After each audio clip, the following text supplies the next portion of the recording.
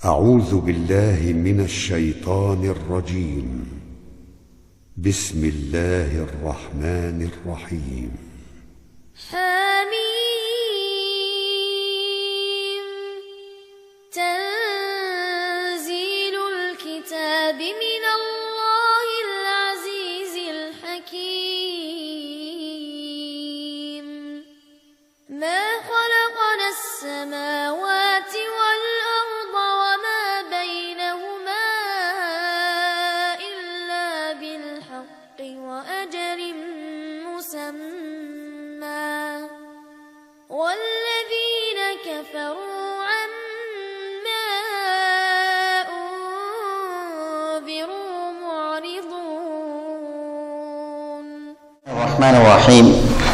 الحمد لله وبه نستعين وصلى الله وسلم وبارك على نبينا محمد وعلى آله وأصحابه وأهل بيته الطيبين الطاهرين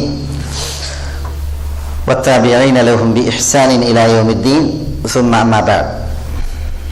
സഹോദരന്മാരെ, അല്ലാഹു സുബ്ഹാനഹു വ തആലയിൽ ഈ ബോർഡിൽ എഴുതിയാണ് ഈ വിഷയം ഉണർത്താൻ ഉദ്ദേശിക്കുന്നത്. ഞാൻ അറബി ഭാഷയിൽ എഴുതും. എന്നിട്ട് അത് ഞാൻ തർജ്ജമ പറയുമ്പോൾ നിങ്ങൾക്ക് ഒന്നുകിൽ അറബി ഭാഷയിൽ എഴുതാം, അല്ലെങ്കിൽ അതിൻ്റെ തർജ്ജമ നിങ്ങൾക്ക് എഴുതാവുന്നതാണ്. ത്വഹാറത്ത് എന്നത്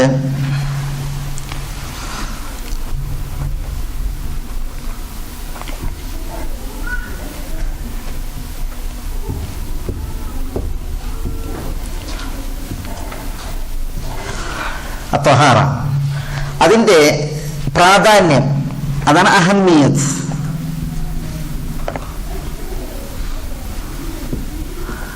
തഹാറത്തിന്റെ പ്രാധാന്യം എന്താ? നമ്മൾ നിസ്കാരം പഠിച്ച്, നമസ്കാരം അത് ഏറ്റവും ശ്രേഷ്ഠ കർമ്മമാണ്.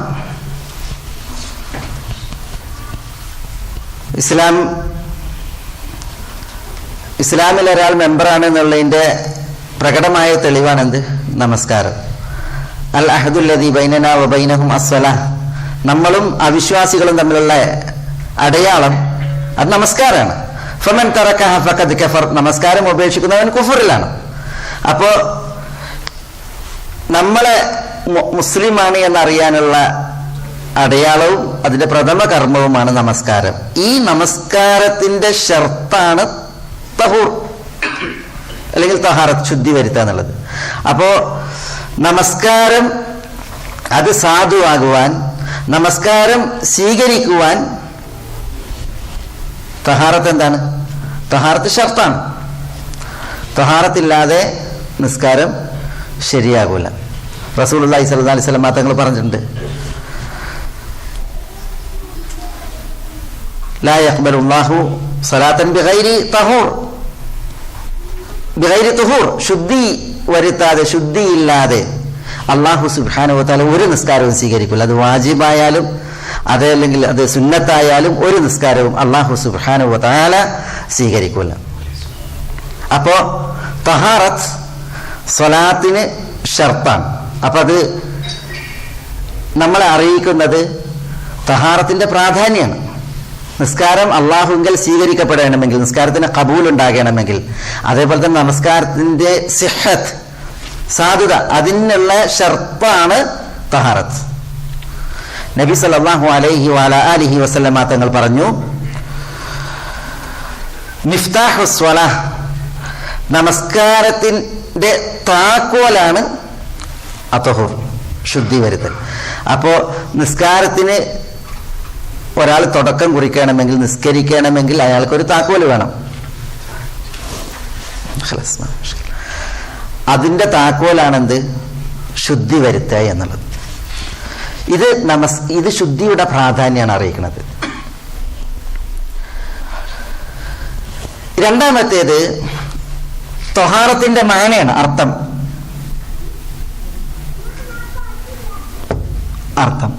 എന്താ തഹാറത്തിന്റെ അർത്ഥം? തഹാറത്തിന്റെ അർത്ഥം ഭാഷാപരമായിട്ട് പണ്ഡിതന്മാർ പറയും നവാഫത്താണ്, അതേപോലെ നസാഹത്താണ്. നവാഫ എന്താ? നവാഫ എല്ലാവരും കേൾക്കണല്ലേ? വൃത്തി.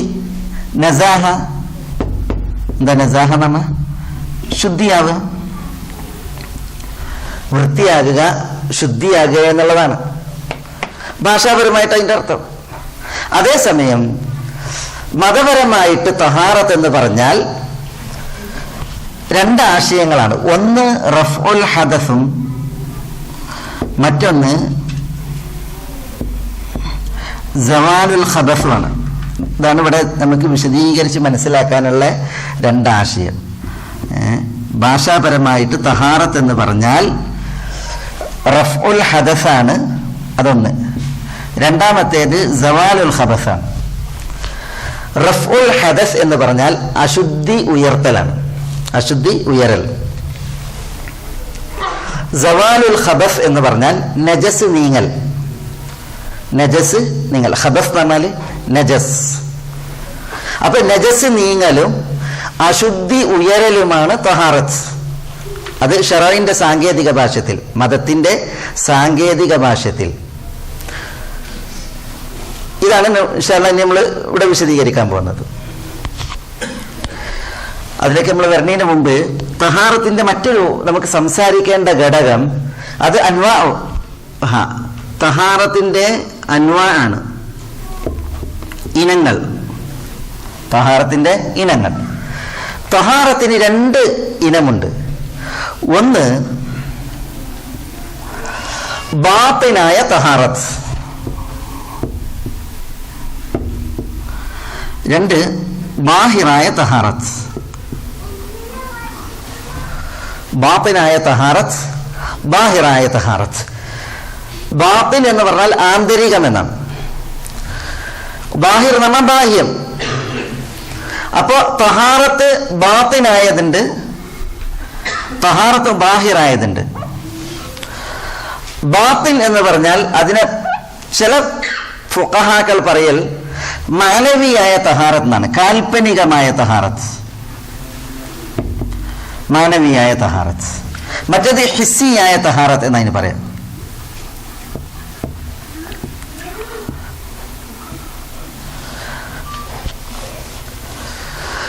അപ്പൊ തഹാറത്തിന്റെ ഇനങ്ങൾ രണ്ടാണ്. ഒന്ന് ബാത്തിനായ തഹാറത്ത്, ആന്തരികമായ തഹാറത്ത്, കാൽപ്പനികമായ തഹാറത്ത്. രണ്ട് ബാഹിറായ തഹാറത്ത്, അതാണ് ഹിസ്സി, അതാണ് ബാഹ്യമായിട്ടുള്ള തഹാറത്ത്. എന്താണ് ഈ ബാത്തിനായ തഹാറത്ത്? എന്താണ് ബാഹിറായ തഹാറത്ത്? ബാത്തിനായ തഹാറത്ത് എന്ന് പറഞ്ഞാൽ ആന്തരിക ശുദ്ധിയാണ്.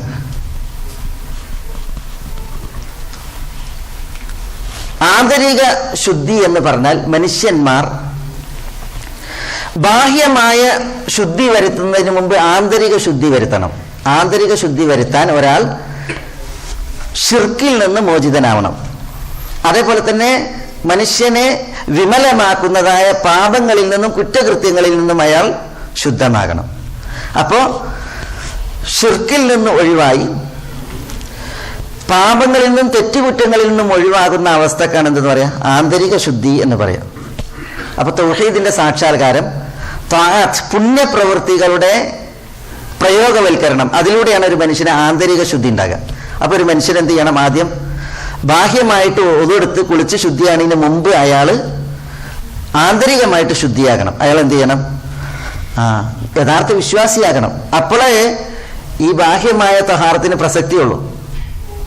ആന്തരികമായിട്ട് ഒരാൾ മലിനമാണ്, ബാഹ്യമായി 100 തവണ കുളിച്ചിട്ടും കാര്യമല്ല. പിന്നെ ആന്തരിക ശുദ്ധി ആദ്യം വരുത്തണം. അല്ലാഹു സുബ്ഹാനഹു വ തആല പറഞ്ഞു, ഇന്നമൽ മുശ്രികൂന നജസുൻ. ഇന്നമൽ മുശ്രികൂൻ, ബഹുദൈവ വിശ്വാസികൾ നജസുൻ, നജസാണ് എന്ന് പറഞ്ഞാൽ എന്താ നജസ്? എന്താ നജസ്? അത് കാൽപ്പനികാണ്, അത് ആന്തരികമായിട്ടുള്ള നജസാണ്. കാരണം എന്താ? അവർ ബഹുദൈവ വിശ്വാസങ്ങളിലാണ്, അതേപോലെ തന്നെ അവർ കുഫ്റിലാണ്. അതാണ് നജസ്. നബി സല്ലല്ലാഹു അലൈഹി വസല്ലം തങ്ങൾ പറഞ്ഞു, ഇന്നൽ മുഅ്മിന ലാ യൻജുസ്, സത്യവിശ്വാസി നജസാവൂല. എന്താ സത്യവിശ്വാസി നജസാവൂല എന്ന് പറഞ്ഞാൽ? സത്യവിശ്വാസി ആന്തരികമായിട്ട് സംശുദ്ധനാണ്. കാൽപ്പനികമായിട്ട് അവൻ മുവഹീദാണ്, അവൻ പുണ്യങ്ങൾ പ്രവർത്തിക്കുന്നവനാണ്, അതുകൊണ്ട് അവൻ എന്തല്ല, അവൻ മലിനമല്ല എന്നുള്ളതാണ്. അത് കാൽപ്പനികമായിട്ടുള്ള ഒരു ആശയമാണ്. അതാണ് ബാത്തിനായ തഹാറത്ത്. തഹാറത്ത് ബാത്തിൻ അല്ലെങ്കിൽ അത്തഹാറ അൽ മാനവിയ എന്നാണ് അതിന് ഫുഖഹാക്കൾ പറയാം. മനസ്സിലായോ? ഈ അത്തഹാറ അൽ മാനവിയ അത് തഹാറ അൽ ഹിസിയ അല്ലെങ്കിൽ തഹാറ ഫിദ്ദാഹിർ അതിലേറെ പ്രഥമമായി പരിഗണിക്കേണ്ട, പ്രഥമമായി മനുഷ്യന്മാർ അംഗീകരിക്കേണ്ട, ഉൾക്കൊള്ളേണ്ടതായ സംഗതിയാണ് ഈ ബാത്തിനായിട്ടുള്ളതായ തഹാറത്ത്. പറഞ്ഞാൽ മനസ്സിലാകണ്ട. ഇത് ഇല്ലാഞ്ഞാൽ ഇത് ശരിയാവില്ല. നബി സല്ലല്ലാഹു അലൈഹി വസല്ലം തങ്ങൾ പറഞ്ഞു, അത്തുഹൂർ ഷത്റുൽ ഈമാൻ. അത്തുഹൂർ ശുദ്ധി വരുത്തൽ, ഷത്റുൽ ഈമാൻ ഈമാനിന്റെ പകുതിയാണ്. ഈ അത്തുഹൂർ ഷത്റുൽ ഈമാൻ, ശുദ്ധി വരുത്തൽ ഈമാനിന്റെ പകുതിയാണെന്ന് പറഞ്ഞാൽ ഈ ശുദ്ധിനെ കുറിച്ചാണ്. ഈമാനിന്റെ പകുതി ഇതാണ് എന്നാണ്. അപ്പൊ ഈമാനിന്റെ മറ്റേ പകുതി ഏതാ? അത് ഇതാണ്. ഈ പകുതി ഉണ്ടാകണം, എന്നിട്ട് ഈ പകുതിയുള്ളൂ. അപ്പൊ യഥാർത്ഥ മുവഹിദായിരിക്കണം. അതേപോലെ തന്നെ സൽപ്രവൃത്തികൾ കൊണ്ട് ഈമാനിനെ മാറ്റിക്കൂട്ടണം. അപ്പോഴാണ് മഅനവിയായ ബാത്തിനായ തഹാറത്ത് ഒരാളിൽ ഉണ്ടാവുക. അവർക്കുള്ളതാണ് ബാഹിറായിട്ടുള്ളതായ തഹാറത്ത്. അപ്പൊ ഇതാണ് ആദ്യമായിട്ട് ഇതിൽ നമുക്ക് മനസ്സിലാക്കാനുള്ള പാഠം. ഒന്ന്, തഹാറത്തിന്റെ പ്രാധാന്യം. രണ്ട്, തഹാറത്തിന്റെ അർത്ഥം അത് ഭാഷയിൽ സാങ്കേതികമായി. മൂന്ന്, തഹാറത്തിന്റെ ഇനങ്ങൾ. ഇനി നമുക്ക് മനസ്സിലാക്കാനുള്ളത് ഇതിനപ്പുറം തഹാറത്തിന്റെ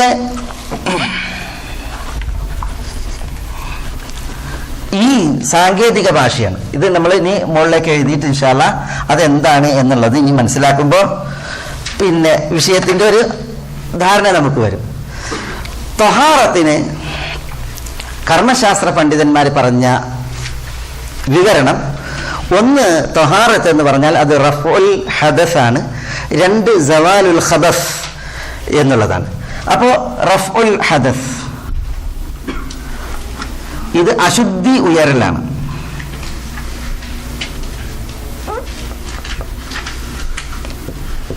ഞാൻ അറബിയിൽ എഴുതുന്നുണ്ട്, ഇഷ്കാലുണ്ടോ? ബാക്കിൽ കാണുന്നുണ്ടോ? കുറച്ചുകൂടി മുന്നിൽ ഇരുന്നുണ്ടെങ്കിൽ ഇവിടെയൊക്കെ വിടണ്ട് ഇരിക്കാൻ.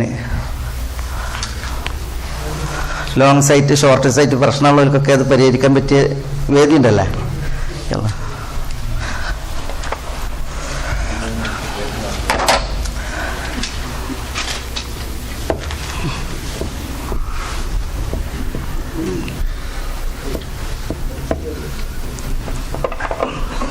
കുത്തൊക്കെ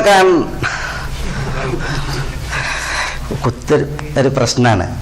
എന്നുവെച്ചാൽ ഈ അമവികളുടെ ഖിലാഫത്തിൽ പിന്നെ ഈ അബ്ദുൽ മലിക് ബിൻ മർവാന്റെ ഗവർണറായിരുന്നു Hajjaj bin Yusuf. Hajjaj bin യൂസഫിനെ എല്ലാവർക്കും അറിയാം. അദ്ദേഹം വാളുകൊണ്ട് സംസാരിക്കുന്ന ഒരു കടുത്ത മനസ്സുള്ള ഭരണാധികാരിയാണ്. ഈ ഹജ്ജാജ് ബിൻ യൂസഫിന്റെ കാലഘട്ടത്തിൽ മദീനയിൽ ചില മുഹന്നസീങ്ങളുണ്ടല്ലോ, ഈ പെൺകോലം കെട്ടുന്ന ആണുങ്ങൾ പ്രത്യക്ഷപ്പെട്ട് ഇങ്ങനെ ചിണുങ്ങി വർത്താനം പറയാ, അങ്ങനെ പെണ്ണുങ്ങളെ കോലത്തിൽ നടക്കുന്ന ആണുങ്ങൾ. അപ്പൊ ഹജ്ജാജ് ബിൻ യൂസഫ് എനിക്ക് വിവരം പറഞ്ഞു,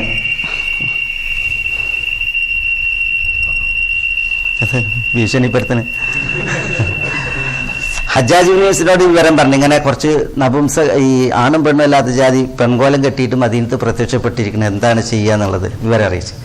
അപ്പൊ ഹജ്ജാജ് ബിൻ യൂസഫ് ഒരു എഴുത്തും എടുത്തയച്ച് മദീനയിലെ ഗവർണർക്ക്. ആ എഴുത്തിലുണ്ടായിരുന്നത് ഇങ്ങനെയാണ്, അഹ്സൂഹും എന്നാണ്. അഹ്സൂ എന്ന് പറഞ്ഞാൽ അവരെ എണ്ണി തിട്ടപ്പെടുത്തണം എന്നാണ്. പക്ഷേ എഴുത്തിലൊരു കുത്തി വീണുപോയി. അതോടുകൂടി അഹ്സൂഹുന്നായി. അഹ്സ എന്നും അഹ്സ എന്നതാണ് വ്യത്യാസം. അഹ്സ എന്ന് പറഞ്ഞാൽ കുത്തില്ലെങ്കിൽ എണ്ണ എന്നർത്ഥം. അഹ്സ എന്ന് പറഞ്ഞിട്ടുണ്ടെങ്കിൽ ഉടക്കുക എന്നർത്ഥം. ഈ കാളകളൊക്കെ ഉടക്കൂലേ, കാളകളൊക്കെ എന്ത് ചെയ്യൂലേ, ഉടക്കുമല്ല. അതാണ് അഹ്സ എന്നർത്ഥം. അഹ്സൂഹ് എന്ന് പറഞ്ഞാൽ അവരൊക്കെ പിടിച്ച് മദീനത്ത് വെച്ചിട്ട് അവരൊക്കെ സൃഷ്ടിച്ച് ഇങ്ങനെ പിടിച്ചിട്ട് എന്ത് ചെയ്ത് അവരൊക്കെ ഉടച്ചതാണ്. അപ്പൊ കുത്തൊരു പ്രശ്നമാണ്. അതുകൊണ്ട് കുത്തും കോമയൊക്കെ കാണാതിരിക്കുക എന്നുള്ളത് പാടുള്ളതല്ല. അലാകുല്ലിൻ നമ്മളുടെ വിഷയം ത്വഹാറത്ത് എന്ന് പറഞ്ഞാൽ സാങ്കേതികമായിട്ടത് റഫ്ഉൽ ഹദസ്, സവാലുൽ ഖബസ്. ഖബസ് തെറ്റിപ്പോയി.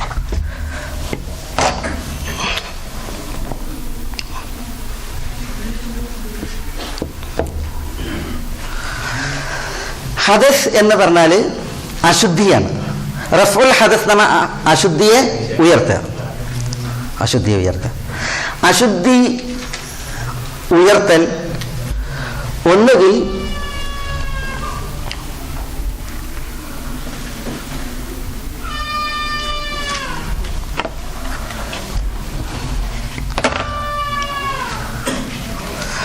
പിന്നെ വുദൂ കൊണ്ടാണ്,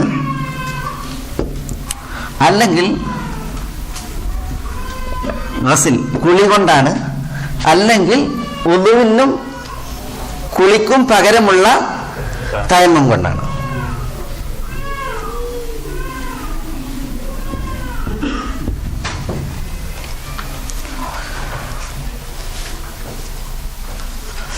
ഹദസ് ഉയർത്തൽ ഒന്നുകിൽ വുദൂ ചെയ്താണ്, അല്ലെങ്കിൽ കുളിച്ചാണ്, അല്ലെങ്കിൽ തയമ്മം ചെയ്തുകൊണ്ടാണ്. ഹദസ് എന്ന് പറഞ്ഞാൽ, അശുദ്ധി എന്ന് പറഞ്ഞാൽ എന്താ? അത് മനുഷ്യ ശരീരവുമായി ബന്ധപ്പെട്ടൊരു വിശേഷണമാണ്. ഒരാൾ ഒന്നുള്ള അവസ്ഥയിലായിന്, പക്ഷെ അയാൾക്ക് ബോധം പോയി, അല്ലെങ്കിൽ അയാൾ ഗാഢമായി ഉറങ്ങിപ്പോയി. ബോധം തെളിഞ്ഞാൽ അയാൾ അശുദ്ധനാണ്. അശുദ്ധൻ നമ്മൾ തരുന്ന കാണുന്ന സാധന അല്ല, പിന്നെ അത് ശരീരവുമായി ബന്ധപ്പെട്ടൊരു അവസ്ഥയാണ്, ഒരു വിശേഷണമാണ്. അതാണ് ഹദസ്. ഈ ഹദസ് ഉയരണമെങ്കിൽ എന്ത് ചെയ്താൽ മതി? വുദൂ ചെയ്താൽ മതി. അങ്ങനെ വുദൂ ചെയ്ത് ഹദസിനെ ഉയർത്തുമ്പോൾ അതിന് പറയുന്ന പേരാണ് എന്ത്? ത്വഹാറ. ഒരാൾ ഉറങ്ങിക്കിടന്ന്, അപ്പൊ അയാൾക്ക് സ്ഖലനം ഉണ്ടായത് അയാൾക്ക് അറിയുള്ളൂ. പക്ഷെ അയാൾ ഫ്രഷ് ആയിട്ട് നിൽക്കുകയാണ്. പക്ഷെ അയാൾ ആരാണ്? അശുദ്ധിയുള്ള ആളാണ്. അയാൾ എന്ത് ചെയ്യണം? കുളിക്കണം. കുളിച്ചു കഴിഞ്ഞാൽ അയാളുടെ ഹദസ് ഉയർന്നു, അയാൾക്ക് എന്ത് കിട്ടി? തഹാറത്ത് കിട്ടി. അയാൾ ശുദ്ധിയായി. അപ്പോൾ ഹദസിനെ ഉയർത്തലാണ് തഹാറത്ത്. ഒന്നുകിൽ വുദൂ കൊണ്ട്, അല്ലെങ്കിൽ ഗസ്ൽ കുളി കൊണ്ട്, അല്ലെങ്കിൽ തയമ്മം കൊണ്ട്. തയമ്മം എപ്പോഴാ? അലത്തുൽ തയമ്മം ഉണ്ടോ? ഇല്ല. തയമ്മം എപ്പോഴാണ്? ഒന്നുകിൽ വെള്ളം കിട്ടാനില്ല, വാങ്ങാനും കിട്ടാനില്ല, വെള്ളം ഉപയോഗിക്കാനും ഒന്നും കിട്ടാനില്ല. അങ്ങനെ ഒരു അവസ്ഥയിൽ ഒരാൾക്ക് എന്ത് ചെയ്യാം? തയമ്മം ചെയ്യാം. അല്ലെങ്കിൽ വെള്ളമുണ്ട്, പക്ഷേ എന്ത് ചെയ്യാൻ പറ്റൂല? ഉപയോഗിക്കാൻ പറ്റൂല. വെള്ളം ഉണ്ട്, ധാരാളം ഉണ്ട്, പക്ഷെ ഉപയോഗിക്കാൻ പറ്റൂല. ഉപയോഗിച്ചിട്ടുണ്ടെങ്കിൽ അയാൾ നശിക്കുമെന്നോ മരിക്കുമെന്നോ രോഗം മൂർജിക്കുമെന്നോ ഭയന്ന്. ഒരു ഹദീസിൽ കാണാം, ഒരു യാത്രയിൽ ഒരു സഹാബിക്ക് തലക്ക് ഒരു വെട്ടേറ്റ് തല പൊട്ടി. ആ രാത്രി അന്ന് അയാൾക്ക് സ്ഖലനം ഉണ്ടായി. തല പൊട്ടി ആകെ പ്രയാസത്തിലിരിക്കുക, മുറിവേറ്റ്. അന്ന് അയാൾക്ക് സ്ഖലനം ഉണ്ടായി. നമ്മളെ മലപ്പുറത്ത് പറയും ഈ പാമ്പടിച്ചവനെ ഇടിയട്ടാന്ന് എന്ന മാതിരി. അയാൾക്ക് വലിയ പരീക്ഷണമായിപ്പോയി. അപ്പോൾ പിന്നെ നിസ്കാരത്തിന് സമയമായി. അയാളോട് ആളുകൾ കൂടെ ഉള്ളവർ പറഞ്ഞ് നിങ്ങൾ കുളിക്കണം, കാരണം വലിയ ശുദ്ധിക്കാരനല്ലേ, കുളിക്കണം എന്നാണ്. അങ്ങനെ അയാൾ വെള്ളമൊക്കെ പറന്ന് കുളിച്ചപ്പോൾ ഈ പൊട്ടലിലൂടെ വെള്ളം ഇറങ്ങിയിട്ട് അയാൾ മരിച്ചുപോയി. റളിയല്ലാഹു അൻഹു. അങ്ങനെ വിഷയം നബി സല്ലല്ലാഹു അലൈഹി വസല്ലം തങ്ങളുടെ അടുക്കൽ എത്തിയപ്പോൾ നബി സല്ലല്ലാഹു അലൈഹി വസല്ലം തങ്ങൾ അതിൽ ദേഷ്യപ്പെട്ട്. റസൂലുള്ളാഹി സ്വല്ലല്ലാഹു അലൈഹി വസല്ലം തങ്ങൾ പറഞ്ഞത് ഖതലഹുമുല്ലാഹ് എന്നാണ്. അവരദ്ദേഹത്തെ കൊന്നുകളഞ്ഞു എന്നാണ് പറഞ്ഞത്. എന്നിട്ട് വിവരമില്ലെങ്കിൽ വിവരക്കേടിനുള്ള മരുന്ന് ചോദിച്ചറിയലാണെന്ന് പറഞ്ഞ് റസൂലുള്ളാഹി സ്വല്ലല്ലാഹു അലൈഹി വസല്ലം തങ്ങൾ പറഞ്ഞാൽ അയാൾക്ക് തയമ്മം ചെയ്താൽ മതിയായിരുന്നു എന്ന് പഠിപ്പിക്കണ്ടേ. അപ്പോൾ വെള്ളമുണ്ട്, പക്ഷെ ഉപയോഗിക്കാൻ പറ്റാത്ത അവസ്ഥയാണ്. ഉപയോഗിച്ചാൽ ഉപദ്രവമാണ്. അല്ലെങ്കിൽ വെള്ളമില്ല. അങ്ങനെ ഒരു അവസരത്തിൽ വുദൂഇന്റെയും കുളിയുടെയും സ്ഥാനം അലങ്കരിക്കും ആര്? തയമ്മം. ഏതായാലും തയമ്മത്തിലൂടെയും എന്തുയരും? ഹദസ്, അശുദ്ധി ഉയരും. അങ്ങനെ എന്ത് പ്രാപിക്കാം? തഹാറത്ത് പ്രാപിക്കാം. ഹദസ് അത് രണ്ട് നിലക്കാണ്. ഒന്ന് ഹദസ് അസ്ഗറാണ്, അൽ അസ്ഗർ ചെറിയ അശുദ്ധി. മറ്റൊന്ന് അൽ അക്ബർ, അതെന്താ വലിയ അശുദ്ധി. അശുദ്ധി ഉയരുക എന്ന് പറയുമ്പോൾ അശുദ്ധി എല്ലാം ഒരുപോലല്ല. പിന്നെയോ വലിയ അശുദ്ധിയുണ്ട്, ചെറിയ അശുദ്ധിയുണ്ട്. വലിയ അശുദ്ധി, ചെറിയ അശുദ്ധി അതാണ് വുദു ഇല്ലാത്ത അവസ്ഥ. വുദു ഇല്ലാത്ത അവസ്ഥക്കാണ് എന്ത് പറയാ? ചെറിയ അശുദ്ധി എന്ന് പറയാം, വുദു ഇല്ലാത്ത അവസ്ഥക്ക്. എന്നാൽ വലിയ അശുദ്ധി എന്ന് പറഞ്ഞാൽ കുളി നിർബന്ധമാകുന്ന അവസ്ഥയാണ്. കുളി നിർബന്ധമാകുന്ന അവസ്ഥക്ക് അൽ ഹദസുൽ അക്ബർ എന്ന് പറയും. വുദു നിർബന്ധമാകുന്ന അവസ്ഥക്കോ അതിനാണ് അൽ ഹദസ് അൽ അസ്ഗർ എന്ന് പറയാം. വുദുവിനാൽ അശുദ്ധി ഉയരുന്ന അവസ്ഥക്ക് അൽ ഹദസുൽ അസ്ഗർ. കുളിയിലൂടെ അശുദ്ധി ഉയരുന്ന അവസ്ഥക്ക് അൽ ഹദസുൽ അക്ബർ, വലിയ അശുദ്ധി എന്ന് പറയും. ഒരാള് ജനാപത്തുകാരനായി, അതെന്താ വലിയ അശുദ്ധിയ ചെറിയ ശുദ്ധിയ? വലിയ ശുദ്ധി. എന്താ ജനാപത്തുകാരനായ കാരണം? ഒരാൾ ഭാര്യനെ പ്രാപിച്ചു, ഭാര്യയുമായിട്ട് സംസർഗ ലൈംഗിക ബന്ധത്തിൽ ഏർപ്പെട്ടു, സംഭോഗത്തിൽ ഏർപ്പെട്ടു എങ്കിൽ അയാൾ സ്ഖലനം ഉണ്ടായാലും ഇല്ലെങ്കിലും അയാൾ എന്താണ്? വലിയ ശുദ്ധിക്കാരനാണ്.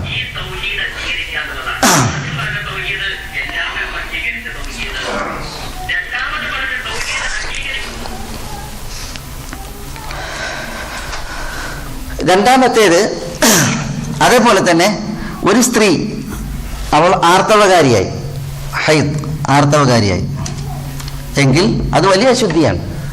അതേപോലെ തന്നെ ഒരു സ്ത്രീ നിഫാസ് പ്രസവരക്തമുള്ളവളായി എങ്കിൽ ഇതും എന്താണ്? വലിയ അശുദ്ധിയാണ്. ഇപ്പൊ ജനാബത്ത്, ഹൈദ്, നിഫാസ് ഇവകൾ ഉണ്ടായാലാണെന്ത്? ഒരാൾക്ക് വലിയ അശുദ്ധി എന്ന് പറയാം.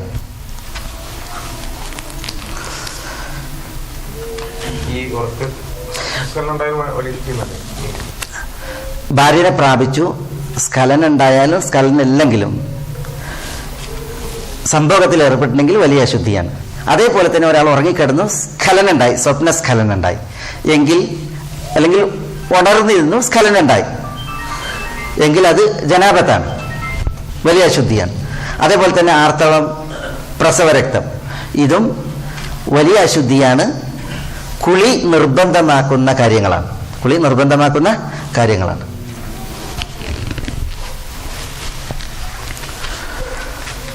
ചെറിയ അശുദ്ധി എന്ന് പറഞ്ഞാൽ വുളുവിനെ നിർബന്ധമാക്കുന്ന, അല്ലെങ്കിൽ ഒരാൾക്ക് വുളു ഇല്ലാത്ത അവസ്ഥ, അതാണ് ചെറിയ അശുദ്ധി. വുളു ഇല്ലാത്ത അവസ്ഥ. എങ്ങനെ വുളു ഇല്ലാത്ത അവസ്ഥ എന്ന് പറഞ്ഞാൽ? ഒരാള് പിന്നെ വുളു ചെയ്തിരുന്നു, പക്ഷെ അയാൾ വുളു പോയി എന്ന് പറയുമ്പോൾ അവിടെയാണ് നവാഖിദുൽ വുളു, വുളു മുറിയുന്ന കാര്യങ്ങൾ. വുളു മുറിയുന്ന കാര്യങ്ങൾ കുറച്ചില്ലേ? എന്താ എന്ന് പറഞ്ഞാണി അലത്തൂൽ കീഴ്വാഴ് മുഷ്കിൽ. അത്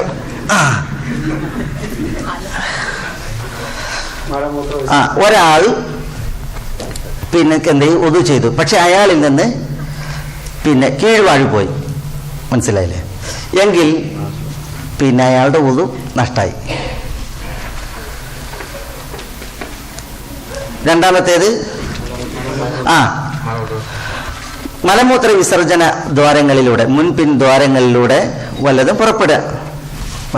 പുറപ്പെടുക. അത് പിന്നെ കാഷ്ടം, മൂത്രം തുടങ്ങി എന്തായാലും പിന്നെ അത് വുളുവിനെ നഷ്ടപ്പെടുത്തും. പിന്നെ അത് രണ്ടാമത്തേത്. 3 ഗാഢമായ ഉറക്കാണ്. ഗാഢമായ ഉറക്കം. ഒരു മനുഷ്യന് പറ്റ് അന്തല്ലാതെ കിടന്നുറങ്ങിയിട്ടുണ്ടെങ്കിൽ, അല്ലെങ്കിൽ ഉറങ്ങിപ്പോയിട്ടുണ്ടെങ്കിൽ അയാളുടെ ഉറക്കം നഷ്ടമാകും. എന്നാൽ നേരിയ ഉറക്കങ്ങൾ, നേരിയ ഉറക്കങ്ങൾ അതെന്ത് ചെയ്യില്ല, ഒരു മനുഷ്യൻ്റെ വുളുവിനെ നഷ്ടാക്കൂല. ആ വിഷയത്തിൽ തെളിവുകളുണ്ട്. വല്ലവനും ഉറങ്ങിപ്പോയിട്ടുണ്ടെങ്കിൽ വുളു പുതുക്കട്ടെ എന്നറിയിക്കുന്ന ഹദീസുകളുണ്ട്. എന്നാൽ നേരിയ ഉറക്കം കാരണത്താൽ വുളു നഷ്ടമാവുകയില്ല എന്നറിയിക്കുന്ന ഹദീസുകളുണ്ട്. അപ്പോൾ വുളു പുതുക്കാൻ പറഞ്ഞത് ഗാഢമായ നിദ്രയെക്കുറിച്ചാണ്. അങ്ങനെയായിട്ടുണ്ടെങ്കിൽ അവർ വുളു പുതുക്കണം. പിന്നെ ഒട്ടകമാംസം ഭക്ഷിച്ചാൽ വുളു നഷ്ടാകും. റസൂലുള്ളാഹി സ്വല്ലല്ലാഹു അലൈഹി വസല്ലം തങ്ങളോട് ചോദിച്ചു, ഒട്ടകമാംസം ഭക്ഷിച്ചാൽ ഞാൻ വുളു പുതുക്കണം? അപ്പോൾ നബി സല്ലല്ലാഹു അലൈഹി വസല്ലം തങ്ങൾ പറഞ്ഞു, ഫനഅം തവദ്ദ മിൻ ലുഹൂമിൽ ഇബിൽ, ഒട്ടകമാംസം ഭക്ഷിച്ചാൽ നീ വുളു പുതുക്കണം, വുളു എടുക്കണം എന്ന് റസൂലുള്ളാഹി സ്വല്ലല്ലാഹു അലൈഹി വസല്ലം തങ്ങൾ കൽപ്പിച്ചു. പിന്നെ അടുത്തത്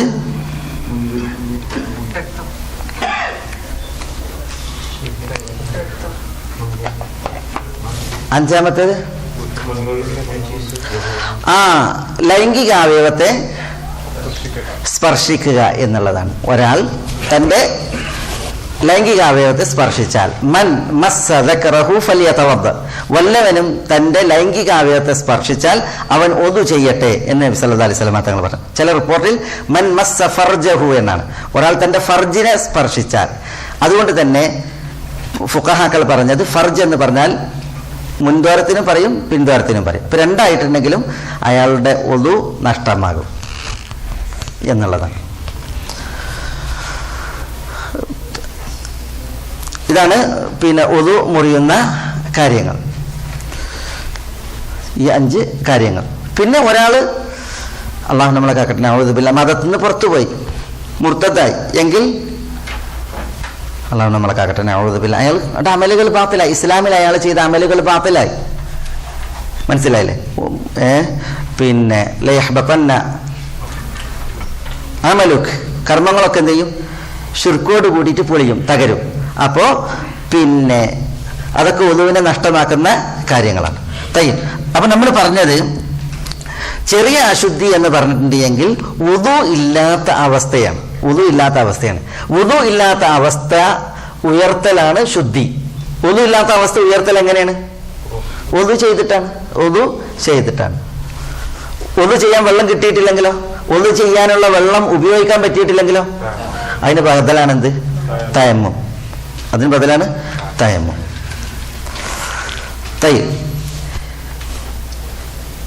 നമുക്ക് ഇൻഷാ അല്ലാഹ് അതിലേക്ക് ഒന്നുകൂടി വരണം. അതിനു മുമ്പ് നമ്മൾ ഈ സവാലുൽ ഖബസ് എന്ത് എന്ന് മനസ്സിലാക്കാം.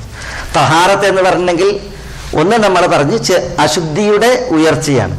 അതോടൊപ്പം ഖബസ് നജസിന്റെ നജസ് നീങ്ങൽ, അതാണ് തഹാറത്ത്. അതും തഹാറത്താണ്. അപ്പൊ കേവലം ഹദസ് ഉയർന്നാൽ പോരാ, പിന്നെ എന്തുകൂടി വേണം? ഖബസ് നീങ്ങണം, നജസ് നീങ്ങണം. നജസ് എന്ന് പറഞ്ഞാൽ എന്താ? നജസ് എന്ന് പറഞ്ഞാൽ മ്ലേച്ഛതയാണ്, മാലിന്യമാണ്. അപ്പൊ ഖബസിന് നമുക്ക് നജസ് എന്ന് പറയാം, ഖദീർ എന്ന് പറയാം. നജസ് നീങ്ങേണ്ടത് എവിടുന്ന? നജസ് നീങ്ങേണ്ടത് ഒരാളുടെ ബദൻ, ശരീരത്തിൽ നിന്നാണ്. പിന്നെ ഒരു മനുഷ്യന്റെ സൗബിൽ നിന്നാണ്, വസ്ത്രത്തിൽ നിന്നാണ്. പിന്നെ ഒരു മനുഷ്യന്റെ മക്കാനുസ്സല, നിസ്കരിക്കുന്ന സ്ഥലത്ത് നിന്നാണ്.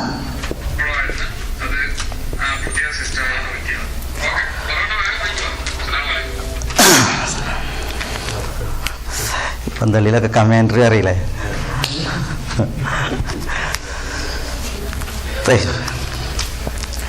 അപ്പൊ ഖബസ് എന്ന് പറഞ്ഞാല് നജസാണ്.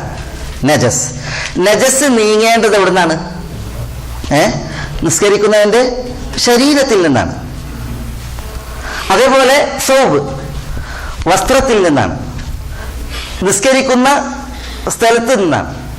അപ്പോ ഒരാള് അയാളുടെ ശരീരത്തിൽ നജസുണ്ട് എങ്കിൽ അയാൾ തഹാറത്തുണ്ടാവും? തഹാറത്തില്ല. അയാളുടെ വസ്ത്രത്തിൽ നജസുണ്ട് എങ്കിൽ എന്തില്ല?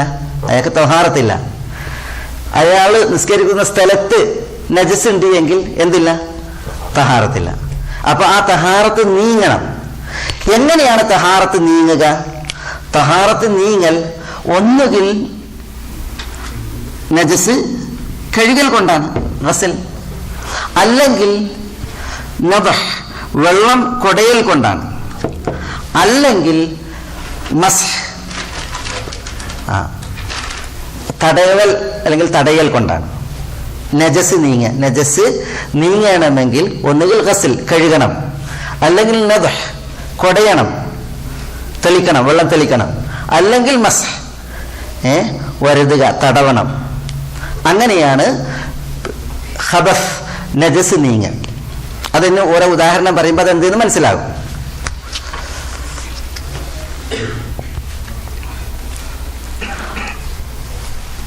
നജസ് കഴുകി കളയുന്നതിന് ഒരു ഉദാഹരണം പറഞ്ഞാണ്. എന്താ നജസ് കഴുകി കളയുന്നതിന് ഉദാഹരണം?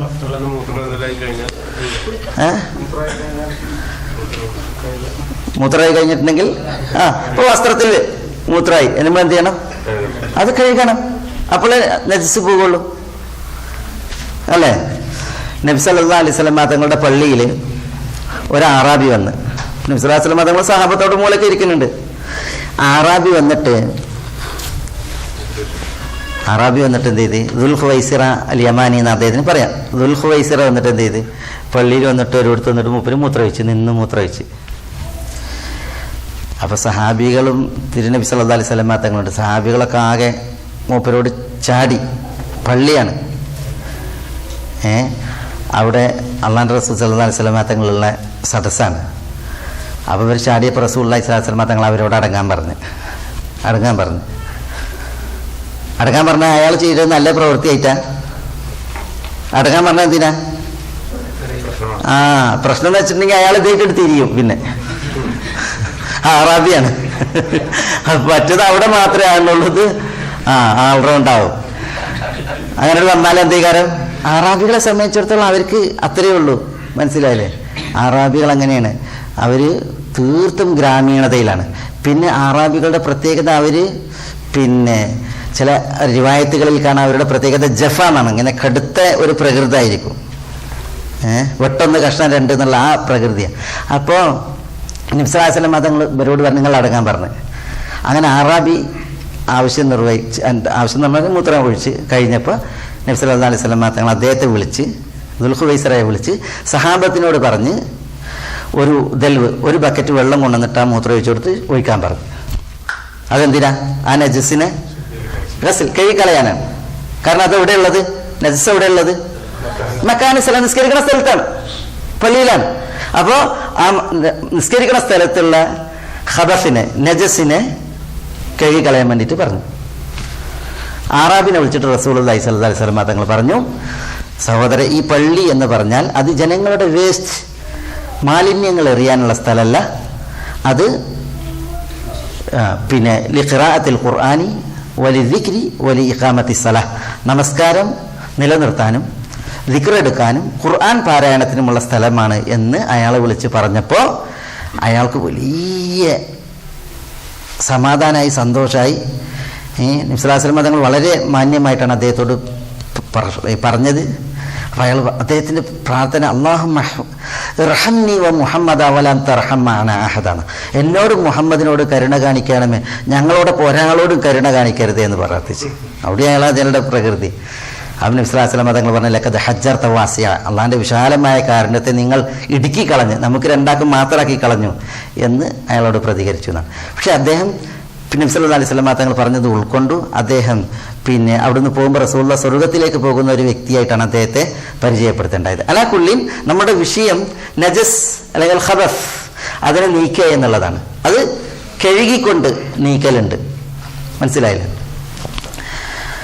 നദഹ് എന്ന് പറഞ്ഞാൽ വെള്ളം തെളിക്കലാണ്. വെള്ളം തെളിച്ചുകൊണ്ട് ഖബസ് നജസിനെ നീക്കും. ഏതാണ് ഈ തെളിച്ച് വെള്ളം തെളിച്ച് നജസിനെ നീക്കൽ? ഏതാ? ചെറിയ ആൺകുട്ടിയുടെ മൂത്രാണ്. ബൗലുൽ ഗുലാം യുംദഹ്. നബി സല്ലല്ലാഹു അലൈഹി വസല്ലം തങ്ങൾ പറഞ്ഞു, ആൺകുട്ടിയുടെ മൂത്രം അതിൽ വെള്ളം തെളിക്കുകയാണ് ചെയ്യുക. എന്നാൽ ബൗലുൽ ജാരിയ, പെൺകുട്ടിയുടെ മൂത്രമാണെങ്കിൽ അത് യുഗ്സൽ, അത് കഴുകപ്പെടണം. അപ്പോൾ ഇവിടെ പെൺകുട്ടിയുടേതാണ് മൂത്രമാണെങ്കിൽ അത് ഖബസാണ്, അതെന്ത് ചെയ്യണം? അത് കഴുകണം. എന്നാൽ ആൺകുട്ടിയുടെ മൂത്രമാണെങ്കിലോ, ചെറിയ ആൺകുട്ടികൾ ഭക്ഷണം കഴിക്കാത്ത എന്നുള്ളതാണ് ഹദീസിന്റെ ലഫ്ദിൽ തന്നെ അങ്ങനെ കാണാം. ഭക്ഷണം കഴിക്കാത്ത ചെറിയ കുട്ടികളാണ് എങ്കിൽ പിന്നെ അവരുടെ മൂത്രം എന്ത് തന്നെയാണ്? ആൺകുട്ടിന്റെയും പെൺകുട്ടിന്റെയും മൂത്രം എന്താണ്? അത് ഖബസ്, നജസ് തന്നെയാണ്. പക്ഷേ ആൺകുട്ടിയുടെ മൂത്രമാണെങ്കിൽ അത് അത് ശുദ്ധിയാക്കേണ്ടത് എങ്ങനെയാണ്? അത് നദഹ്, വെള്ളം തെളിച്ചുകൊണ്ടാണ്. അതേപോലെ മസ്ഹിലൂടെ നജസ് നീക്കും, ഖബസ് നീക്കും. എങ്ങനെ മസ്ഹിലൂടെ ഖബസ് നീക്കുക? ഇപ്പോ നബി സല്ലല്ലാഹു അലൈഹി വസല്ലം തങ്ങൾ പറഞ്ഞ് സ്ത്രീകളുടെ വസ്ത്രം അവർ എന്ത് ചെയ്യണം? ഒരു ദിറാഴ് താഴ്ത്തിടാൻ പറഞ്ഞു. ആ താഴ്ത്തിട്ട വസ്ത്രത്തിൽ അഥവാ ഇനി മ്ലേച്ഛത പറ്റിയിട്ടുണ്ടെങ്കിൽ തന്നെയും ശേഷമുള്ള നടത്തം എന്ത് ചെയ്യും? അതിനെ ശുദ്ധിയാക്കുന്നു പറഞ്ഞു. മനസ്സിലായില്ലേ? അത് ശുദ്ധിയാക്കും. അതേപോലെ തന്നെ പാദരക്ഷയിൽ വൃത്തികേടായിട്ടുണ്ടെങ്കിൽ ശേഷമുള്ള നടത്തം എന്ത് ചെയ്യും? പാദരക്ഷയെ വൃത്തിയാക്കും. അത് എന്ത് ചെയ്യും? പിന്നീട് നടന്നിട്ടുണ്ടെങ്കിൽ അത് വൃത്തിയാകും. അപ്പോൾ നമ്മൾ നമസ്കരിക്കുന്ന സമയത്ത് നോക്കുക, നജസിന്റെ വല്ല അടയാളം ഉണ്ടോ? നടത്തത്തിൽ അത് പോയിട്ടുണ്ടെങ്കിൽ ഖലാസ്, പിന്നെ അത് കഴുകേണ്ട കാര്യമല്ല. അതേസമയം മണമോ മറ്റെന്തെങ്കിലും ലക്ഷണങ്ങൾ ഉണ്ടെങ്കിൽ അപ്പോഴാണ് അത് കഴുകേണ്ടത്. അതില്ലാതെ അത് പോയിട്ടുണ്ട് എങ്കിൽ പിന്നെ നമ്മൾ എന്ത് ചെയ്യേണ്ടതില്ല? അത് കഴുകേണ്ടതില്ല. ഏതായാലും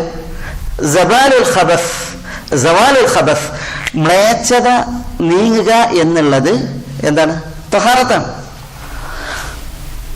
മ്ലേച്ഛത ഒന്നുകിൽ ശരീരത്തിലാകാം, അല്ലെങ്കിൽ വസ്ത്രത്തിലാകാം, അല്ലെങ്കിൽ നമസ്കരിക്കുന്ന സ്ഥലത്താകാം. അത് നീക്കേണ്ടത് ഒന്നുകിൽ കഴുകിക്കൊണ്ടാണ്, അല്ലെങ്കിൽ വെള്ളം കുടഞ്ഞുകൊണ്ടാണ്, അല്ലെങ്കിൽ തടവിക്കൊണ്ടാണ്.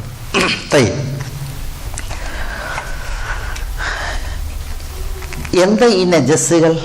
ഖബസ് എന്ന് പറഞ്ഞാൽ എന്തൊക്കെയാണത്? എന്താ ഈ നജസ്സുകൾ?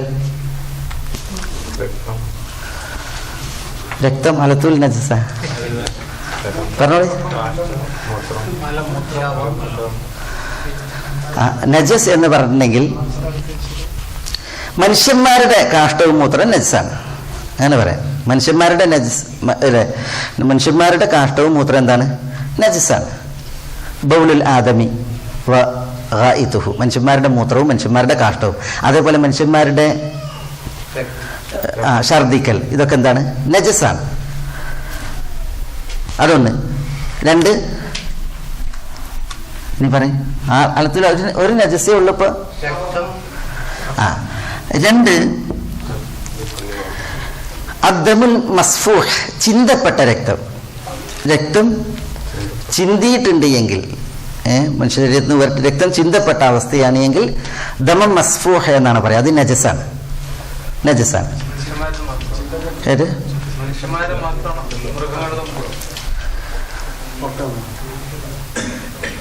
മൃഗങ്ങൾ എന്ന് പറയുമ്പോൾ മൃഗങ്ങളിൽ ചില മൃഗങ്ങൾ എന്തുണ്ട്?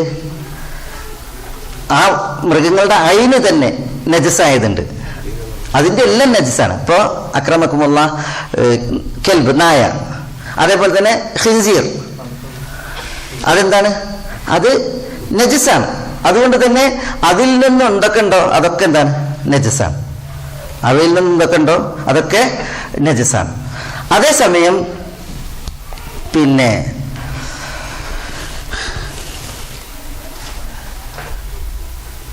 ഏതൊന്നിൻ്റെയും രക്തം അത് ചിന്തപ്പെട്ടതാണോ അത് നജസാണ്. പിന്നെ മനുഷ്യൻ്റെതാകട്ടെ, അതല്ലെങ്കിൽ ഇനി മാംസം ഭക്ഷ്യയോഗ്യമായ മൃഗങ്ങളുടേതാകട്ടെ ഒക്കെ എന്താണ്? ചിന്തപ്പെട്ട് കഴിഞ്ഞിട്ടുണ്ടെങ്കിൽ നജസാണ്. അല്ലാഹു സുബ്ഹാനഹു വ തആല പറഞ്ഞത് പിന്നെ സൂറത്ത് അൻആമിൽ ഔ ദമൻ മസ്ഫൂഹ, ഹറാമാക്കപ്പെട്ടതായി ഞാൻ കാണുന്നത് ചിന്തപ്പെട്ട രക്തമാണ് എന്ന് അല്ലാഹു സുബ്ഹാനഹു വ തആല പറഞ്ഞു. പിന്നെ മൂന്നാമത്തേത് നജസ് മൈതത്ത്, ശവം എന്താണ്? നജസാണ്. ശവം നജസാണ് അറിയുമ്പോൾ ഞാൻ ബേക്കിലൊരു ചോദ്യം ചോദിക്കും. ബേക്കിലാണ് പറയേണ്ടേട്ടാ, മുന്നിൽ ആരും വിളിച്ചറിയാൻ പാടില്ല. ശവം നജസാണ്. കാരണം അല്ലാഹു സുബ്ഹാനഹു വ തആല പറഞ്ഞു ഹുരിമത് അലൈക്കുമുൽ മൈത, ശവം നിങ്ങൾക്ക് ഹറാമാക്കപ്പെട്ടിരിക്കുന്നു. കാരണം ശവം എന്താണ്? ശവം നജസാണ്. നജസല്ലാത്ത ശവങ്ങളുണ്ട്. ബേക്കിൽ നിന്നാണ് മുന്നിൽ കൈ ഉയർത്തിയിട്ട് കാര്യമല്ല. ബേക്കിലൊന്ന് തെളിയാനുണ്ട് ചിലര്. ആരാ പറയാ? ചിലർ അങ്ങോട്ട് തിരിഞ്ഞിരിക്കുന്നുണ്ട്. ആരാ പറയാ? നിങ്ങൾ അല്ല ഹലേ ബേക്കുണ്ട്. മത്സ്യം. ഉത്തരം ശരിയാണ്, നിങ്ങൾക്ക് സമ്മാനമുണ്ട്. വരെ ഇനി വേറൊരു ശവം കൂടി ഉണ്ട് നമുക്ക് അനുവദനീയമായ. യല്ല എന്താ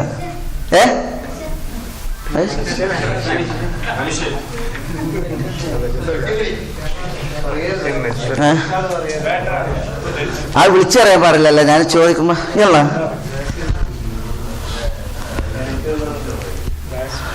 അല്ലാഹു ബാരിക്. നിങ്ങളെ പേര്? മുസ്തഫ.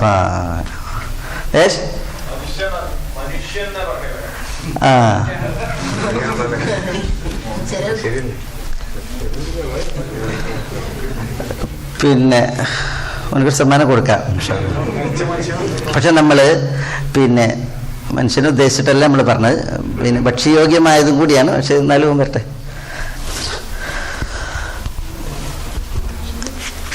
പിന്നെ ഒരു ഉത്തരം പറഞ്ഞത് ശരി. ഉത്തരം പറഞ്ഞ ജറാദ്. ജറാദ് നമ്മൾ വെട്ടുകിളി. വെട്ടുകിളി എന്താണ്? അത് നജസല്ല.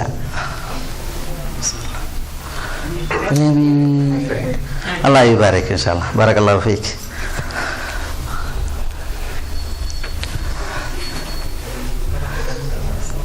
മുന്നിൽ സമ്മാനം തരുട്ടോ, ആരും ബാക്കിക്ക് നീച്ചു വേണ്ട. ഞാൻ അവരൊന്ന് സജീവാക്കാൻ വേണ്ടിട്ട് പറഞ്ഞു. അല്ലാഹു ബാരിക്. അല്ലാഹു ഫലക യാ റബ്ബ്. പിന്നെ ആരും ഇവിടെ OBC അല്ല, എല്ലാവരും നമ്മളെ ആളുകൾ തന്നെയാണ് എന്നുള്ളത് അത് മനസ്സിലാക്കാൻ. ചിലവരിങ്ങനെ പറ്റ ആവിട്ട് ഉത്തർക്കണ്ടല്ലോ. അപ്പോൾ പിന്നെ ശവം മൊത്തത്തിൽ നജസാണ്. അതിൽ പിന്നെ മത്സ്യവും വെട്ടുകിളിയും പിന്നെ അതിൽ നിന്ന് ഒഴിവാണ്. അത് ഭക്ഷ്യയോഗ്യമാണ്. 4 എന്താ ഇനി നജസ് പറ.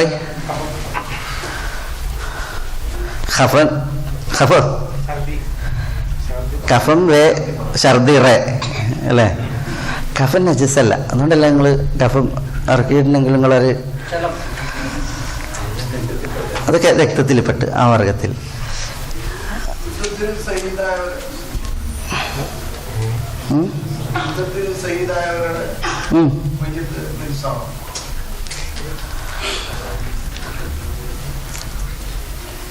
അല്ലെങ്കിൽ ഒരു മുസ്ലിം ലാ യൻജുസ്, ഒരു മുഅ്മിൻ ഒരിക്കലും എന്താവില്ല, നജസ് ആവില്ല. അതുകൊണ്ടാണ് പിന്നെ മയ്യത്ത് കുളിപ്പിച്ചിട്ടുണ്ടെങ്കിൽ ആ മയ്യത്ത് കുളിപ്പിച്ചവൻ കുളിക്കണോ? ആ വിഷയത്തിൽ പണ്ഡിതന്മാർ പറഞ്ഞതിൽ പ്രബല അഭിപ്രായം മയ്യത്ത് കുളിപ്പിച്ചവൻ കുളിക്കണ്ട എന്നുള്ളത്. ആ വിഷയത്തിൽ വന്ന ഹദീസുകളെ പലരും നിരൂപിച്ചിട്ടുണ്ട്. അത് ഷഹീദാണെങ്കിലും അല്ലെങ്കിലും. പിന്നെ 4-മത്തേത് ആർത്തവരക്തം, ദമുൽ ഹൈദ്. ആർത്തവരക്തം എന്താണ്? നജസാണ്. ആർത്തവരക്തം നജസാണ്. എന്താ ആർത്തവരക്തവും ആദ്യം പറഞ്ഞ രക്തവും തമ്മിൽ വ്യത്യാസം? ആദ്യം പറഞ്ഞ രക്തം എപ്പോഴാണ് നജസ്?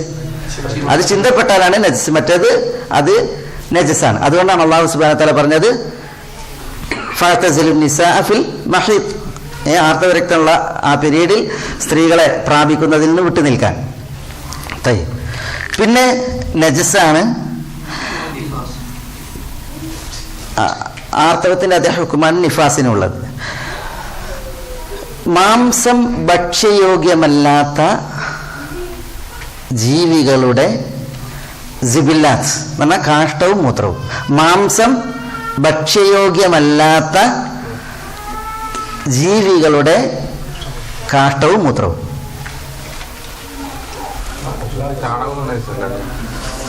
അപ്പൊ ഇനി മനസ്സിലാക്കിയാൽ മതി. നമുക്ക് മാംസം ഭക്ഷിക്കാൻ അനുവദനീയമായ ജീവികൾ ആരാണ്? അതൊരിക്കലും അതിന്റെ കാഷ്ടവും മൂത്രം എന്തല്ല, നജസല്ല. ആട്, ഒട്ടകം, പിന്നെ പശു, കുതിര, ഇതിന്റെ ഒന്നും എന്തല്ല, അതൊക്കെ ഭക്ഷിക്കൽ അനുവദനീയാണ്. അതൊന്നും എന്തല്ല, നജസല്ല. അതേസമയം മാംസം ഭക്ഷ്യയോഗ്യമല്ലാത്ത ജീവികളുണ്ട്. ഏതുപോലെ? നായ നമ്മളിവിടെ പറഞ്ഞു. നായ പന്നി പറഞ്ഞില്ലേ, നജസുകളിൽ പറഞ്ഞില്ലേ? നായയുമായി ബന്ധപ്പെട്ടുള്ളത് അതിൻ്റെ ഒക്കെ എന്താണ്? നജസാണ്.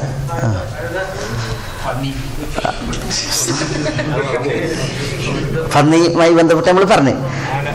പുലി, സിംഹം, കടുവ, ഇതൊക്കെ എന്താണ്? അതൊന്നും മാംസം ഭക്ഷ്യയോഗ്യമല്ല, നമുക്ക് അതിൻ്റെ മാംസം തിന്നാൻ പറ്റൂല. അതേസമയം പിന്നെ മാംസം ഭക്ഷ്യയോഗ്യമായ മൃഗങ്ങൾ നമ്മൾ പറഞ്ഞു, ഇപ്പം മാന്, അതേപോലെ തന്നെ കുതിര, ഒട്ടകം, ആട്, ഇതിൻ്റെ ഒന്നും കാഷ്ടവും മൂത്രം എന്തല്ല, നജസല്ല. അതുകൊണ്ടാണ് പിന്നെ ഒട്ടകക്കൂട്ടിൽ നിസ്കരിക്കാൻ പറഞ്ഞു. ഒട്ടകക്കൂട്ടിൽ ആട്ടിൻകൂട്ടിൽ നിസ്കരിക്കാൻ പറഞ്ഞു. ഒട്ടകക്കൂട്ടിൽ നിസ്കരിക്കണ്ടെന്ന് പറഞ്ഞതിൻ്റെ കാരണം വേറെയാണ്, അത് നജസായതുകൊണ്ടല്ല. കുതിര ഭക്ഷ്യയോഗ്യാണ്, കുതിര ഭക്ഷ്യയോഗ്യാണ്. ആ വിഷയത്തിൽ ഹദീസുകൾ വന്നിട്ടുണ്ട് കുതിര മാംസം തിന്നതിനെ കുറിച്ച്.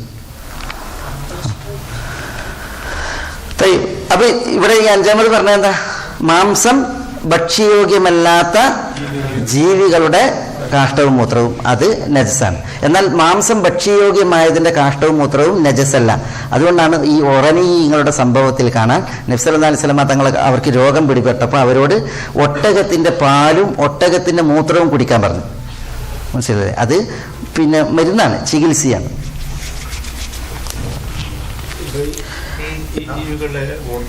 ഷാഫിയാക്കളിലൊരു വിഭാഗം അത് മാംസം ഭക്ഷ്യയോഗ്യമാണെങ്കിലും അത് നജസാണ് എന്നുള്ള വീക്ഷണമാണ്. പക്ഷെ അത് ശരിയോടെ അടുത്തല്ല. ഇമാം ഷാഫിന്റെ ഒക്കെ അഭിപ്രായം അതാണ്.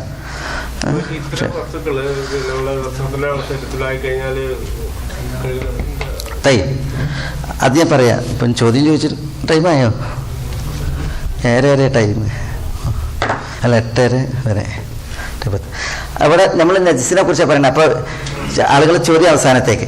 ഇവിടെ ഒരു ചോദ്യം, അപ്പോൾ ഒരാൾ നിസ്കരിച്ച് അപ്പോൾ അയാളുടെ ശരീരത്തിൽ അല്പം ചാണകമായി. ചാണകം നടന്നിട്ടുണ്ടെങ്കിൽ ഏതിൻ്റെ, ഇപ്പോൾ പശുവിൻ്റെ ഒക്കെ ആയി. ഒരിക്കലും നമ്മൾ ചാണകം ശരീരത്തിൽ ഉണ്ടായിരിക്കാൻ നിസ്കരിക്കാൻ പാടില്ല. എന്തുകൊണ്ടാണ്? അള്ളാഹു സുബ്ഹാനഹു വ തആല പറഞ്ഞിട്ട് ഖുദൂ സീനതക്കും ഇൻദ കുല്ലി മസ്ജിദി, നിങ്ങളെല്ലാ നമസ്കാര സമയത്തും നിങ്ങൾ നിങ്ങളുടെ അലങ്കാരം സ്വീകരിക്കണം. അതുകൊണ്ട് തന്നെ വെടുപ്പോടുകൂടി വൃത്തിയോട് കൂടിയിട്ടാണ് നമ്മൾ നമസ്കാരത്തിലേക്ക് ചെല്ലേണ്ടത്. അതേസമയം ഒരാൾ നിസ്കരിച്ച് അയാളുടെ ശരീരത്തിൽ അയാൾ ഇത്തരം ഒരു മ്ലേച്ഛത കാണുകയാണെങ്കിൽ, ചാണകം കാണുകയാണെങ്കിൽ, മൂത്രം കാണുകയാണെങ്കിൽ അയാളുടെ നിസ്കാരം അയാൾ മടക്കി നിസ്കരിക്കേണ്ട. നിസ്കാരം എന്താണ്? നിസ്കാരം സാധുവാണ്. അതേസമയം മാംസം ഭക്ഷ്യയോഗ്യമല്ലാത്ത ജീവികളുടേത് കാഷ്ടവും മൂത്രവും എന്താണ്? അത് നജസാണ്. പിന്നെ 6ാമത്തെ നജസ് ഏതാ?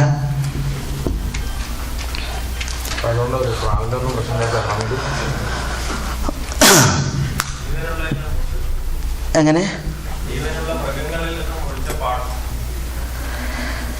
ജീവനുള്ള മൃഗങ്ങളിൽ നിന്ന് മുറിച്ച പാർട്സ് നമ്മൾ തിന്നാൻ പാടില്ല. പക്ഷെ അത് വിചാരിച്ചിട്ട് അത് നജസ് എന്ന് പറയാൻ പറ്റൂല, നിഷിദ്ധാണ്. ഒരു പിന്നെ ജീവനുള്ള മൃഗത്തിൽ നിന്ന് മുറിച്ചെടുത്തിട്ട് അത് തിന്നാൻ പാടുള്ളതല്ല, അത് നിഷിദ്ധാണ്. അതേസമയം അത് നജസല്ല.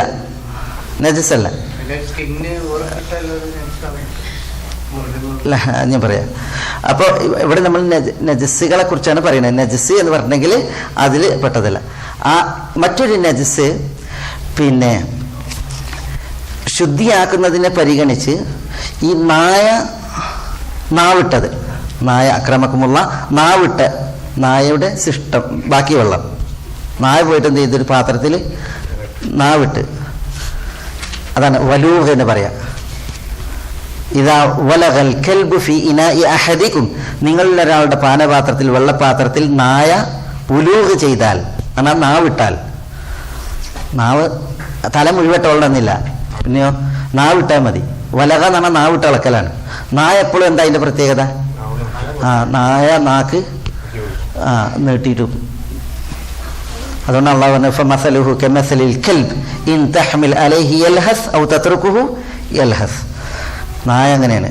അതിനെ ആട്ടിപ്പായിച്ചാലും ആട്ടിപ്പായിച്ചിട്ടില്ലെങ്കിലൊക്കെ അതിൻ്റെ അവസ്ഥ. നായ നാവിട്ടത് ശിഷ്ടജലം ഉണ്ടല്ലോ, അതെന്താണ്? നജസാണ്. അത് 7 പ്രാവശ്യം കഴുകാൻ പറഞ്ഞു. പിന്നെ 7 പ്രാവശ്യം കഴുകാൻ പറഞ്ഞ്, ആ വെള്ളം ചിന്തിക്കളയാൻ പറഞ്ഞ്, പാത്രം 7 പ്രാവശ്യം കഴുകാൻ പറഞ്ഞ്, എന്നിട്ട് അതിലൊരു തവണ മണ്ണ് ഉപയോഗിച്ച് കഴുകാൻ പറഞ്ഞു. നായൻ്റെ തലയിട്ട വെള്ളത്തെക്കുറിച്ചാണ് റസൂലുള്ളാഹി പറഞ്ഞത്. എന്ത് ചെയ്യണം? വെള്ളം ചിന്തണം, പിന്നെ ആ പാത്രം 7 തവണ കഴുകണം, അതിലൊരു പ്രാവശ്യം മണ്ണ് കൊണ്ടായിരിക്കണം എന്നുള്ളത്. നായയുമായി ബന്ധപ്പെട്ടൊക്കെ നമ്മൾ പറഞ്ഞില്ലേ, അതിൻ്റെ ഇതൊക്കെ എന്താണ്? നജസാണ്. അതുകൊണ്ട് നമ്മളത് കഴുകണം. നജസായാൽ നജസ് കഴുകണം. പക്ഷെ വെള്ളപാത്രത്തിൽ തലയിട്ടുണ്ടെങ്കിൽ അത് ശുദ്ധീകരിക്കേണ്ട രീതിയാണ് റസൂലുള്ളാഹി സ്വല്ലല്ലാഹു അലൈഹി വസല്ലം തങ്ങൾ ഈ പറഞ്ഞത്. പിന്നെ അടുത്ത ഒരു നജസ് എന്താ? എലിയാണ്. എലി നജസാണ്. അതുകൊണ്ടാണ് ഉമ്മുൽ മുഅ്മിനീൻ മൈമൂന റളിയല്ലാഹു അൻഹയിൽ നിന്നുള്ള ഹദീസിൽ കാണാം, എലി നിങ്ങളുടെ നെയ്യിൽ വീണാൽ എലിയെ എടുത്തിടാൻ പറഞ്ഞു, ആ വീണതിൻ്റെ ചുറ്റുഭാഗങ്ങളിലുള്ളത് എടുത്തിടാൻ പറഞ്ഞു, എന്നിട്ട് ബാക്കി ഉപയോഗിക്കാനാണ് പറഞ്ഞത്. എലി വീണാൽ ആ വീണതും നെയ്യ് കട്ടയാണെങ്കിൽ വീണ എലിനെ എടുത്തിടണം. അതേപോലെ തന്നെ പിന്നെ അതിന് ചുറ്റുഭാഗങ്ങളിലുള്ളത് എടുത്തിടാൻ പറഞ്ഞു, എന്നിട്ട് ബാക്കി ഉപയോഗിക്കാനാണ് പറഞ്ഞത്. അത് എലി ഫുഖഹാക്കൾ പറയുന്നത് അത് എലി നജസാണ് എന്നുള്ളത് കൊണ്ടാണ്. അല്ല പാത്രത്തിൽ തലയിട്ടാലാണ് ആ പിന്നെ വിധിയുള്ളത്. പിന്നെ നജസുകളിൽ ഇപ്പം നമ്മളിതിൽ പറയാത്തത് ഏതാ ഇനി?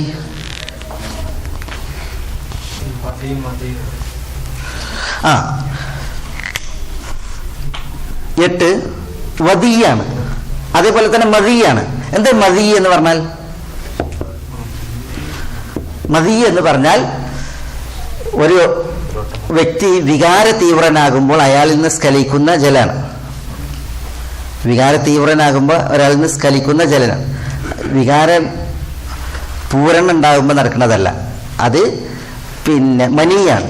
മനിയും മതിയും വ്യത്യാസമുണ്ട്. ഒരാൾ വികാരഭരിതനാകുമ്പോൾ അയാളിൽ നിന്നൊരു കൊഴുത്ത ദ്രവം, പിന്നെ വെളുത്ത് നേർത്ത ഒരു കൊഴുത്ത ദ്രവം സ്ഖലിക്കും, അതാണ് മതി. അത് നജസാണ്. നബി സല്ലല്ലാഹു അലൈഹി വസല്ലം തങ്ങൾ പറഞ്ഞ ഒരാൾക്ക് അങ്ങനെ വികാര ജലം വന്നാൽ അയാൾ ലൈംഗികാവയവവും വൃഷണികയും കഴുകണം, വസ്ത്രത്തിലായിരുന്നെങ്കിൽ വസ്ത്രവും കഴുകണം, എന്നിട്ട് നിസ്കരിക്കാൻ പറഞ്ഞു. ഒതു പുതുക്കിയതിന് ശേഷം. അപ്പോൾ മദി എന്താണ്? നജസാണ്. അതേപോലെ തന്നെ വദി നജസാണ്. വദി എന്ന് പറഞ്ഞാൽ അതും ഇതേപോലെ തന്നെയാണ്. മനുഷ്യന്റെ ലൈംഗിക അവയവത്തിൽ നിന്ന് സ്ഖലിക്കുന്ന ഒരു തരം ജലാണ്. പക്ഷെ അത് മദിയ പോലെയല്ല, മനീയ പോലെയുമല്ല. പിന്നെ അതൊരു കടുത്ത ജലാണ്. ഒരു മനുഷ്യൻ ചിലപ്പോൾ പിന്നെ ക്ഷീണിതനായി അല്ലെങ്കിൽ മറ്റെന്തെങ്കിലും ഒരു ഭാരം വഹിച്ചു എങ്കിൽ അയാളിൽ നിന്ന് സ്ഖലിക്കുന്ന ഒരു തരം കടുത്ത ജലമാണത്. മദിയ കൊഴുത്തതായിരിക്കും, മറ്റേത് കടുത്തതായിരിക്കും. ചിലപ്പോൾ മൂത്രമൊഴിക്കുന്നതിനെ തുടർന്നായിരിക്കും അതിൻ്റെ സ്ഖലനം ഉണ്ടാവുക. അതാണ് വദി. അത് വന്നാലും ഇത് മദീനെ പോലെ തന്നെയാണ്. ലൈംഗികാവയവം കഴുകണം, വൃഷണിക കഴുകണം, വസ്ത്രത്തിലായിട്ടുണ്ടെങ്കിൽ വസ്ത്രം കഴുകണം, എന്നിട്ട് ഒന്ന് പുതുക്കിയിട്ടാണ് അയാൾ നിസ്കരിക്കേണ്ടത്. വദി നജസാണ്.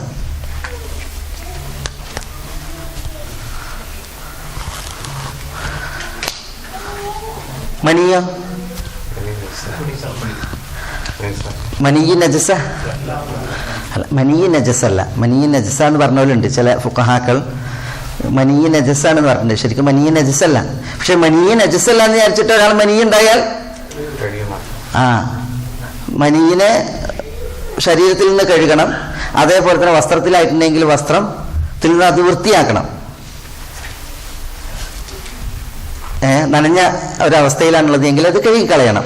അതെല്ലാം ഉണങ്ങിയ അവസ്ഥയിലാണ് എങ്കിൽ ഉമ്മുൽ മുഅ്മിനീൻ ആയിഷ റളിയല്ലാഹു തആല പറഞ്ഞതിലൊരു അതിങ്ങനെ ചുരണ്ടി പിന്നെ അതിൻ്റെ പിന്നെ അടയാളങ്ങൾ ഉപരിപ്ലവമായിട്ടുള്ളത് ചുരണ്ടി കളഞ്ഞാൽ മതി, കഴുകേണ്ട കാര്യമല്ല.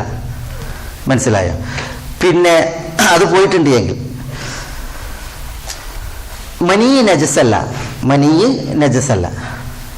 പക്ഷെ മനീ ഒരാളിൽ നിന്ന് പോയിട്ടുണ്ടെങ്കിൽ അയാൾ കുളിക്കണം. വലിയ അശുദ്ധിക്കാരനാണ്, അയാൾ കുളിക്കണം. അത് മനീ നജസായത് കൊണ്ടല്ല.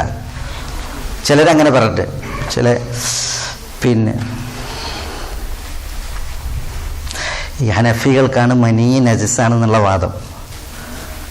ഹനഫികൾക്ക് ഒരു മനീ നജസ എന്നുള്ള പക്ഷക്കാരാണ്. അതുകൊണ്ടാണ് ഈ കർമ്മശാസ്ത്ര പണ്ഡിതന്മാർക്കിടയിൽ ഈ പക്ഷപാതിത്വമുണ്ടല്ലോ, ഗ്രൂപ്പിസം, അത് മൂത്തപ്പോൾ ഷാഫിയാക്കൾ ഹനഫിയാക്കൾ അവിടെ ഉണ്ട് ഒരു ഏറ്റുമുട്ടൽ. അത് ഈ മസലയിൽ ഒന്ന് കൊടുത്തിട്ടുണ്ട്, ഒരടി. അങ്ങനെയാണ് അതിൽ പറയുന്നത്, അൽഹംദുലില്ലാഹില്ലദീ ഖലഖൽ അഹ്നാഫ മിൻ നജസിൻ വശാഫിയ്യത മിൻ മാഇൻ വമിൻ തീനി എന്നാണ്. അതായത് ഹനഫികളെ നജസിൽ നിന്ന് സൃഷ്ടിച്ച, ഷാഫിയാക്കളെ മണ്ണിൽ നിന്നും വെള്ളത്തിൽ നിന്നും സൃഷ്ടിച്ച അള്ളാഹുവിനെ സ്തുതിയുന്നു. അതെന്താ അങ്ങനെ പറയാൻ കാരണം? ഹനഫികൾ പറയുന്നത് മനീ നജസ. മനീ നജസ പറഞ്ഞാൽ അതിൻ്റെ അർത്ഥം എന്താ? മനുഷ്യന് നജസ് നിന്നാണെന്ന് വന്നു അല്ലേ? മനിയിൽ നിന്നല്ല നമ്മൾ ഉണ്ടാകുന്നത്. അപ്പം മനുഷ്യൻ്റെ അടിസ്ഥാനം നജസ്സാന്ന് വന്നു. ഷാഫിയാക്കൾ പറയാണ് ഹനഫികൾ അങ്ങനെ പറഞ്ഞതുകൊണ്ട് നിങ്ങളെ നജസിൽ നിന്നാണ് അള്ളാഹു സൃഷ്ടിച്ചത്, ഞങ്ങളെ മായിൽ നിന്നും തീനിൽ നിന്നും വെള്ളത്തിൽ നിന്നും മണ്ണിൽ നിന്നാണ് സൃഷ്ടിച്ചത് എന്ന് പറയുന്നുണ്ട്.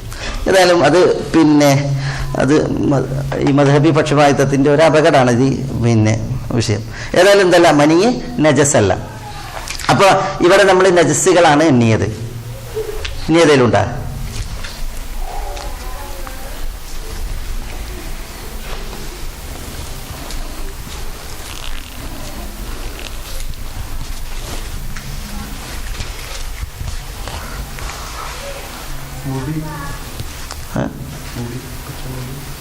മുടി നജസ്സാ? ലാ മുടിയൊന്നും നജസ്സല്ല. അങ്ങനെ ചുമ്മാ നിസ്കാരം ശരിയാവുക? ലാ നജസ്സല്ല.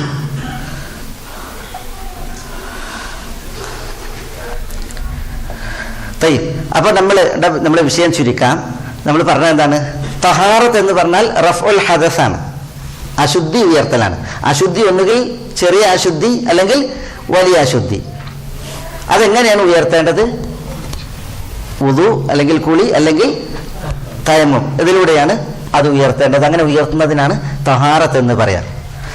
തഹാറത്ത് അശുദ്ധി ഉയർത്തുക എന്നതുപോലെ തന്നെ ഖബസ് നീങ്ങലിലൂടെയും തഹാറത്തുണ്ട്. നജസ് നീങ്ങലിലൂടെ. നജസ് ശരീരത്തിൽ വരും, വസ്ത്രത്തിലുണ്ടാകും, നിസ്കരിക്കുന്ന സ്ഥലത്തുണ്ടാകും. അവിടെ നിന്ന് എന്ത് ചെയ്യണം? നജസിനെ നീക്കണം. അത് ഒന്നുകിൽ കഴുകിക്കൊണ്ട്, അല്ലെങ്കിൽ വെള്ളം കുടഞ്ഞുകൊണ്ട് തെളിച്ചുകൊണ്ട്, അല്ലെങ്കിൽ തടവിക്കൊണ്ട്. തടകലിലൂടെ അശുദ്ധി നജസ് ഉയരും, നീങ്ങും. നജസ്സുകൾ ഏത്?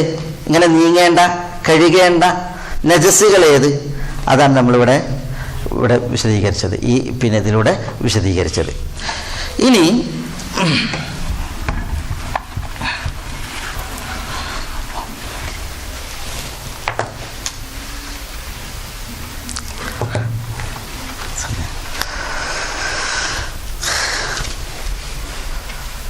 ചെറിയ അശുദ്ധി ഉയരാൻ എന്താ പറഞ്ഞത്? വുദു വേണം. എന്താ വുദു? വുദുവിന് നല്ല ഷർത്തുണ്ടോ? വുദുവിന് ഷർത്തുണ്ട് എങ്കിൽ ഏതാണ് ആ ഷർത്തുകൾ? എങ്ങനെയാണ് വുദു? അതിനനുസരിച്ച് നമുക്ക് കുളി പറയാം.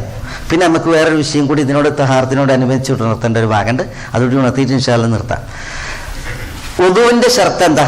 ഒന്ന്, വുദു ഉണ്ടാക്കണവനായിരിക്കണം, മുസ്ലിം ആയിരിക്കണം. മുസ്ലിമിൻ്റെ വുദുവാണ് സ്വീകരിക്കുക. മുസ്ലിമിൻ്റെ വുദുവാണ് സാധുവാകുക. അള്ളാഹുവിൻ്റെ അടുക്കൽ ഖബൂൽ, സ്വീകാര്യത ഉണ്ടാകാനും സാധുവാകാനും സഹീഹാകാനും എന്ത് വേണം? മുസ്ലിം ആയിരിക്കണം. അതേപോലെ തന്നെ അഖ്ല് വേണം, ബുദ്ധി വേണം.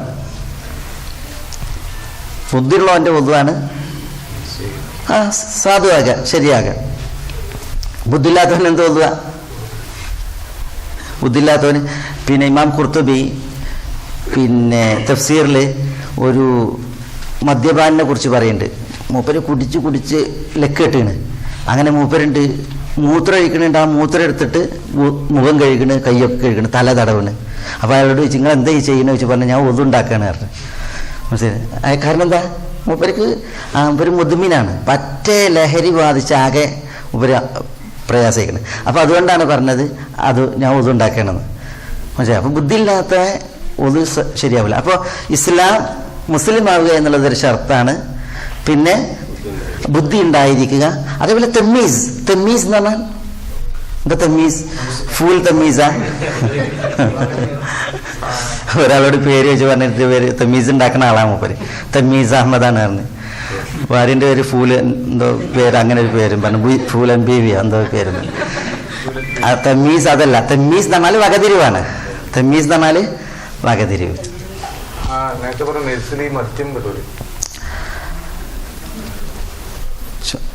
അത് അവസാനത്തേക്ക് വെക്കാം.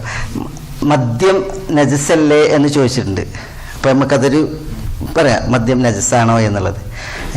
ഷെയ്ഖുൽ ഇസ്ലാം ഇബ്നു തൈമിയ്യ റഹ്മത്തുള്ളാഹി അലൈഹി മദ്യം നജസ്സാണ് എന്നതിനെ എന്ത് ചെയ്തിട്ടുണ്ട്? പിന്നെ സ്ഥിരീകരിച്ചിട്ടുണ്ട് കുറേ തെളിവുകൾ വെച്ചിട്ട്. മദ്യം നജസാണോ അല്ലേ എന്നുള്ളത് ഒരു വലിയ വിഷയമാണ് കർമ്മശാസ്ത്രത്തിൽ. മദ്യം നജസാണ് എങ്കിൽ ഈ നജസിൻ്റെ പങ്കുള്ള പല വസ്തുക്കളുണ്ട്, അതൊക്കെ നജസാകുമോ തുടങ്ങിയ കുറേ വിഷയങ്ങൾ അതിനെ തുടർന്ന് കർമ്മശാസ്ത്ര പണ്ഡിതന്മാർക്കിടയിലുണ്ട്. ആൽക്കഹോൾ വരുന്നതായ പിന്നെ സുഗന്ധദ്രവ്യങ്ങൾ, അതേപോലെ തന്നെ സ്പ്രേ തുടങ്ങി കുറേ വിഷയങ്ങൾ. അതുകൊണ്ട് തന്നെ അതിൽ നീണ്ട സംസാരമുണ്ട്. ഷെയ്ഖുൽ ഇസ്ലാം ഇബ്നു തൈമിയ്യ റഹ്മത്തുള്ളാഹി അലൈഹി അല്ലാഹു സുബ്ഹാനഹു വ തആല ഇന്നമൽ ഖംറു വൽ മൈസറു വൽ അൻസാബു വൽ അസ്ലാമു റിജിസും മിൻ അമലി ശൈത്താൻ, റിജിസ് എന്ന് ഖംറിനെ കുറിച്ച് പറഞ്ഞ ആ ഒരു ഭാഗം എടുത്ത് വെച്ചിട്ട് മദ്യം പിന്നെ നജസാണ് എന്നുള്ള അഭിപ്രായത്തെയാണ് ഷെയ്ഖുൽ ഇസ്ലാം പ്രബലപ്പെടുത്തിയിട്ടുള്ളത് എന്ന് നമുക്കിവിടെ വിട്ടുപോയതാണ് സഹോദരൻ ഉണർത്തി. അലാ കുല്ലിൻ പിന്നെ നമ്മളിപ്പോൾ എവിടുന്നപ്പോൾ പോയത് ഉദുവിന്റെ ഷർത്തുകളാണ് നമ്മൾ പറഞ്ഞത്. അപ്പോൾ ഉദുവിന്റെ ഷർത്തിൽ തമ്മീസ് എന്നുള്ളത് എന്താണ്? അതൊരു ഷർത്താണ്, വകതിരിവ്. വകതിരിവ് ഇല്ലാത്ത കുട്ടി, വകതിരിവിന്റെ പ്രായം എത്ര? അത് പ്രായപൂർത്തിന്റെ വയസ്സാ. 6 വയസ്സ് പിന്നിട്ട് 7ലേക്ക് പ്രവേശിച്ചാൽ 6 വയസ്സാണ് വകതിരിവിന്റെ തമ്മീസിന്റെ പ്രായം. ബുലൂഗ് വേറെ, തമ്മീസ് വേറെ. തമ്മീസ് എന്ന് പറഞ്ഞാൽ എന്താ? വകതിരിവാണ്. ബുലൂഗ് എന്ന് പറഞ്ഞാൽ എന്താ? പ്രായപൂർത്തിയാകലാണ്. പ്രായപൂർത്തിയാകുക എന്ന് പറഞ്ഞെങ്കിൽ ഒരാണിന് സ്ഖലനം ഉണ്ടായി, 6 വയസ്സിൽ സ്ഖലനം ഉണ്ടാവുമോ? ഇല്ല. സ്ഖലനാണ് പ്രായപൂർത്തിക്കുള്ള അടയാളം, ഇഹ്തിലാം. അല്ലെങ്കിൽ ലൈംഗിക അവയവങ്ങൾക്ക് ചുറ്റും കടുത്ത രോമങ്ങൾ മുളച്ചാൽ അത് പ്രായപൂർത്തിയായി എന്നുള്ളതിനുള്ള തെളിവാണ്. ആ വിഷയത്തിൽ തെളിവ് വന്നിട്ടുണ്ട്. ഈ 2 അടയാളം ഇല്ലെങ്കിൽ 15 വയസ്സ് കഴിഞ്ഞാൽ പ്രായപൂർത്തിയായി. സ്ത്രീകളെ സംബന്ധിച്ചിടത്തോളം ഈ 3 അടയാളങ്ങൾക്കൊപ്പം അവർ ആർത്തവകാരിയായിട്ടുണ്ട് എങ്കിൽ എന്തായി? അവർക്ക് പ്രായപൂർത്തിയായി. പക്ഷെ തമ്മീസ് എന്ന് പറഞ്ഞെങ്കിൽ അതല്ല. തമ്മീസ് എന്ന് പറഞ്ഞെങ്കിൽ നബി സല്ലല്ലാഹു അലൈഹി വസല്ലം തങ്ങൾ പറഞ്ഞില്ലേ, മുറു ഔലാദക്കും ബിസ്സലാഹ് വഹും അബ്നാഉ സബ്ഈൻ, നിങ്ങൾ കുട്ടികളോട് നമസ്കാരം കൊണ്ട് കൽപ്പിക്കണം. അവരെപ്പോ 7 വയസ്സായാൽ. അപ്പൊ 6 പിന്നിട്ടാൽ എന്തായി? തമ്മീസായി. അതുകൊണ്ടാണ് നിസ്കാരം കൊണ്ട് എന്ത് ചെയ്യുന്നത്? കൽപ്പിക്കാൻ പറഞ്ഞത്. മനസ്സിലായോ?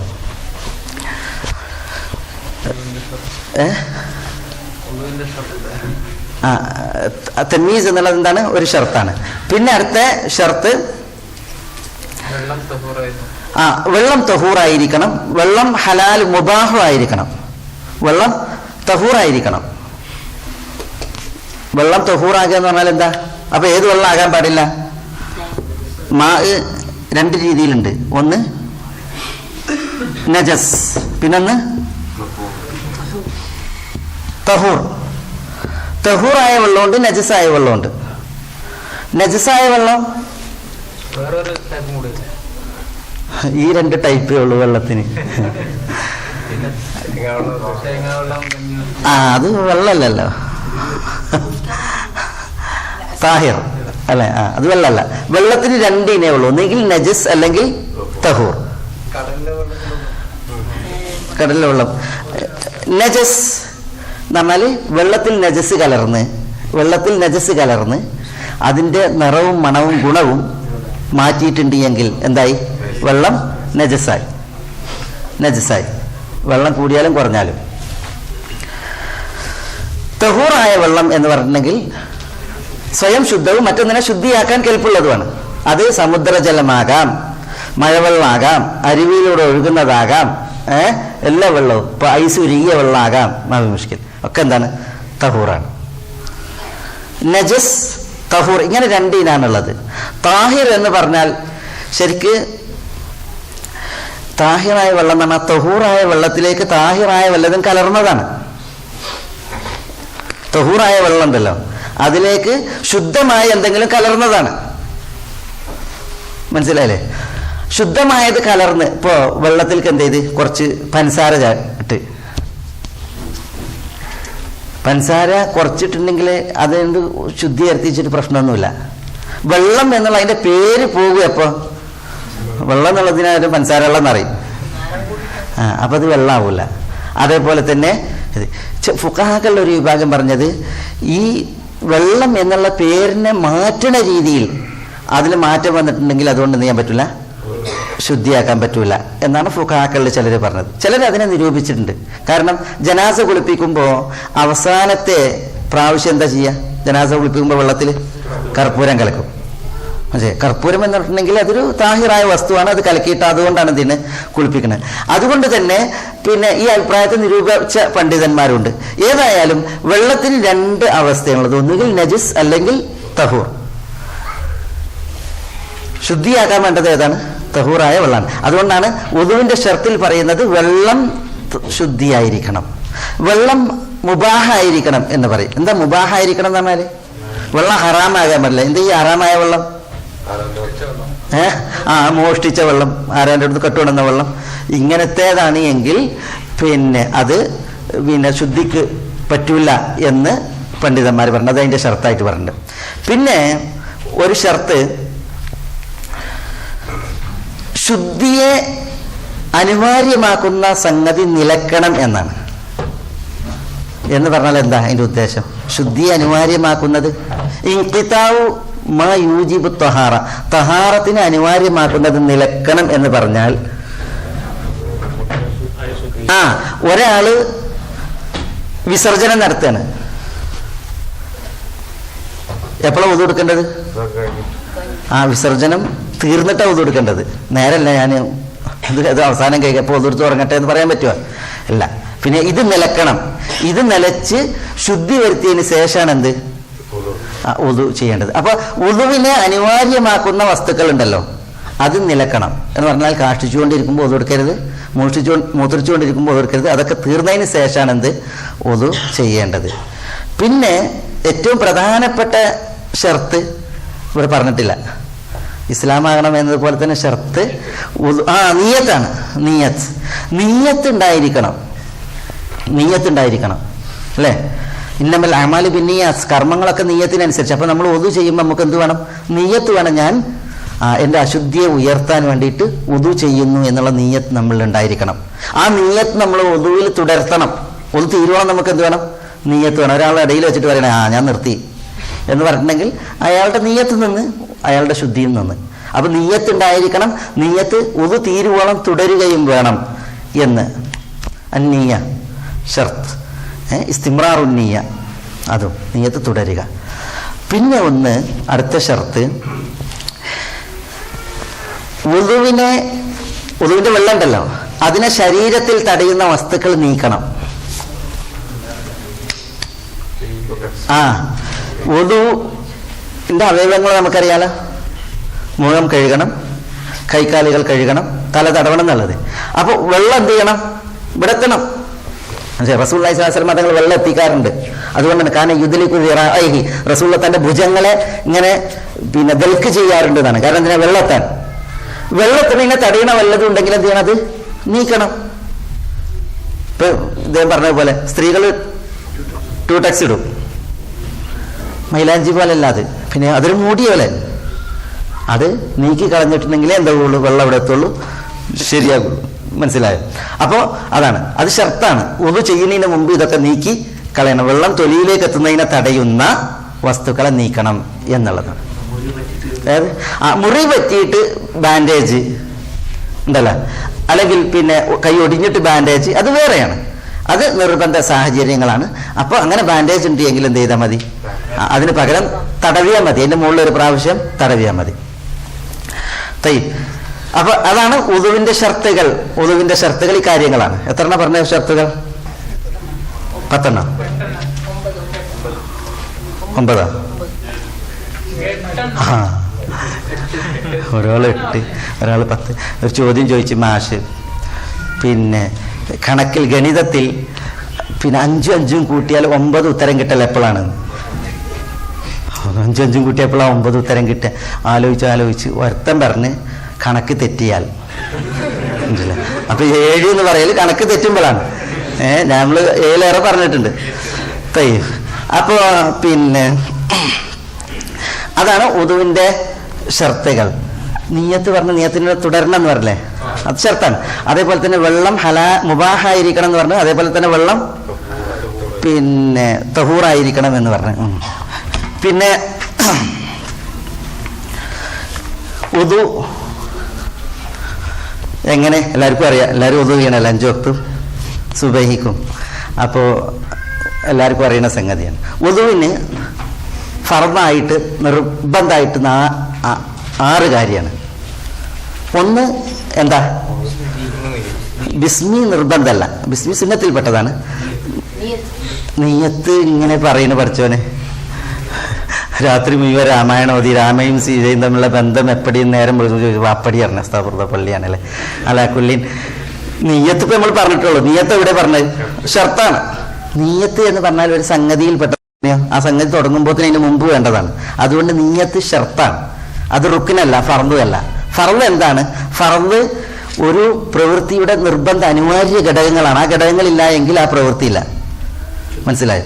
അപ്പോൾ ഫർദ് തുടങ്ങൽ മുഖം കഴുകുക, കൈകൾ മുട്ടുൾപ്പെടുത്തി കഴുകുക, തല തടവുക, കാലുകൾ നെരിയാണി ഉൾപ്പെടുത്തി കഴുകുക, തർത്തീബ് ക്രമപ്രകാരം ചെയ്യുക. അള്ളാഹു പറഞ്ഞൊരു ക്രമമുണ്ടല്ലോ, ആ ക്രമത്തിൽ ചെയ്യുക, തുടർച്ചയായിട്ട് ചെയ്യുക. തുടർച്ചയായിട്ട് ചെയ്യാം. നമുക്കൊന്ന് വെറുതെ സ്പീഡ് പറഞ്ഞു നേരം കഴിഞ്ഞ്. മുഖം കഴുകുക എന്ന് പറഞ്ഞിട്ടുണ്ടെങ്കിൽ മുഖം കഴുകുന്നതിൽ പെട്ടതാണ് മൂക്കിൽ വെള്ളം പ്രവേശിപ്പിക്കലും വായിൽ വെള്ളം ചുഴറ്റി തുപ്പലും. അത് മുഖത്തിൽപ്പെട്ടതാണ്. അതുകൊണ്ട് തന്നെ മൂക്കിൽ വെള്ളം പ്രവേശിപ്പിച്ച് ചീറ്റുക, വായിൽ വെള്ളം കൊണ്ട് പിന്നെ അത് ചുഴറ്റി തുപ്പുക, എന്നിട്ട് മുഖം കഴുകുക. സാധാരണ മുടി മുളക്കുന്ന ഭാഗം മുതൽ താടിയലിൻ്റെ അടിവരെയുള്ള സ്ഥലമാണ് മുഖത്തിൻ്റെ അതിർത്തി. ഒരു ചെവി മുതൽ മറ്റേ ചെവി വരെയുള്ള ഈ ഭാഗം വജിഹ് എന്ന് പറഞ്ഞാൽ മുവാജഹ, ഒരാളെ ഫേസ് ചെയ്യുമ്പോഴുള്ള കാണുന്ന ഭാഗം. രണ്ടാമത്തേത് കൈ കഴുകലാണ്. മനസ്സിലായില്ലേ? നെരിയാണി അല്ല, കൈമുട്ട് ഉൾപ്പെടുത്തിയിട്ടാണ് കഴുകേണ്ടത്. വിരലുകൾ വിടർത്തി കഴുകുക, വലത് കൈ ഇടത് കൈ അങ്ങനെ. പിന്നെ തല തടവുക. തല തടവുക എന്ന് പറഞ്ഞിട്ടുണ്ടെങ്കിൽ നബി സല്ലല്ലാഹു അലൈഹി വസല്ലം തങ്ങൾ തല തടവിയിട്ട് കാണിച്ചു തന്നത് ബദഅ ബി മുഖദ്ദമി റഅസിഹി, തലന്റെ മുന്നിൽ നിന്ന് തുടങ്ങി.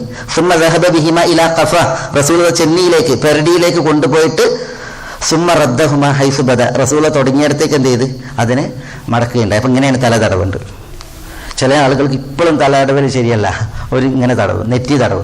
നെറ്റി തടവാൻ പറഞ്ഞിട്ടില്ല, തലയിൽ നിന്ന് കുറച്ച് തടവാനും പറഞ്ഞിട്ടില്ല. അതും തെറ്റാണ്. അല്ലാഹു സുബ്ഹാനഹു വ തആല വംസഹു ബിറുഊസിക്കും എന്നാണ്. നിങ്ങൾ നിങ്ങളുടെ തല തടവുക എന്നാണ്. അവിടെ ഒരിക്കലും തബഈദിനല്ല, കുറച്ച് തടവിയാൽ മതി എന്നല്ല, തല മുഴുവൻ തടവുക എന്നുള്ളതാണ്. അപ്പോൾ തല മുഴുവനായിട്ട് തടവണം. ചെവി തലയിൽപ്പെട്ടതാണ്. പിന്നെ നെരിയാണി ഉൾപ്പെടുത്തിയിട്ട് തല തടവേണ്ടത് ഒരു പ്രാവശ്യമാണ്. ഇസ്ലാമിൽ തടവലെല്ലാം ഒരു പ്രാവശ്യമാണ് ഉത്തമം, കഴുകലെല്ലാം 3 പ്രാവശ്യം ഉത്തമം എന്നതുപോലെ. പിന്നെ നെരിയാണി ഉൾപ്പെടുത്തിയിട്ട് കാല് കഴുകുക. നെരിയാണി ഉൾപ്പെടുത്തിയിട്ട് കാല് കഴുകുക. ഇതാണ് വുദൂവിൻ്റെ പിന്നെ രൂപം. അതിൽ ഇത് ക്രമപ്രകാരമായിട്ടായിരിക്കണം ചെയ്യേണ്ടത്. അല്ലാഹു സുബ്ഹാനഹു വ തആല പറഞ്ഞത് യാ അയ്യുഹല്ലദീന ആമനൂ ഇദാ ഖുംതും ഇല സ്വലാഹ്, സത്യവിശ്വാസികളെ നിസ്കാരം ഉദ്ദേശിച്ചിട്ടുണ്ടെങ്കിൽ ഫഗ്സിലൂ വുജൂഹക്കും, നിങ്ങൾ മുഖം കഴുകണം, വഅയ്ദിയകും ഇലൽ മറാഫിഖ്, കൈകൾ മുട്ടുൾപ്പെടുത്തി കഴുകണം, വംസഹു ബിറുഊസിക്കും, നിങ്ങൾ നിങ്ങളുടെ തല തടവണം, വ അർജുലകും ഇലൽ കഅബൈൻ, നെരിയാണി ഉൾപ്പെടുത്തി കാലുകൾ കഴുകണം എന്ന് പറഞ്ഞു. അപ്പോൾ അള്ളാഹു പറഞ്ഞ ഈ ക്രമം അബ്ദഉ ബിമാ ബദഅ അല്ലാഹു ബിഹി, അള്ളാഹു തുടങ്ങിയത് കൊണ്ട് ഞാൻ തുടങ്ങുന്നു എന്നതായിരിക്കണം ഒരു വിശ്വാസിയുടെ പ്രഖ്യാപനം. മനസ്സിലായി? അതാണ് തർത്തീബ്. മുവാലാത്ത് എന്ന് പറഞ്ഞാൽ എന്താ? മുവാലാത്ത് എന്ന് പറഞ്ഞാൽ തുടർച്ചയാണ്. എന്താ ഈ തുടർച്ച എന്ന് പറഞ്ഞാൽ?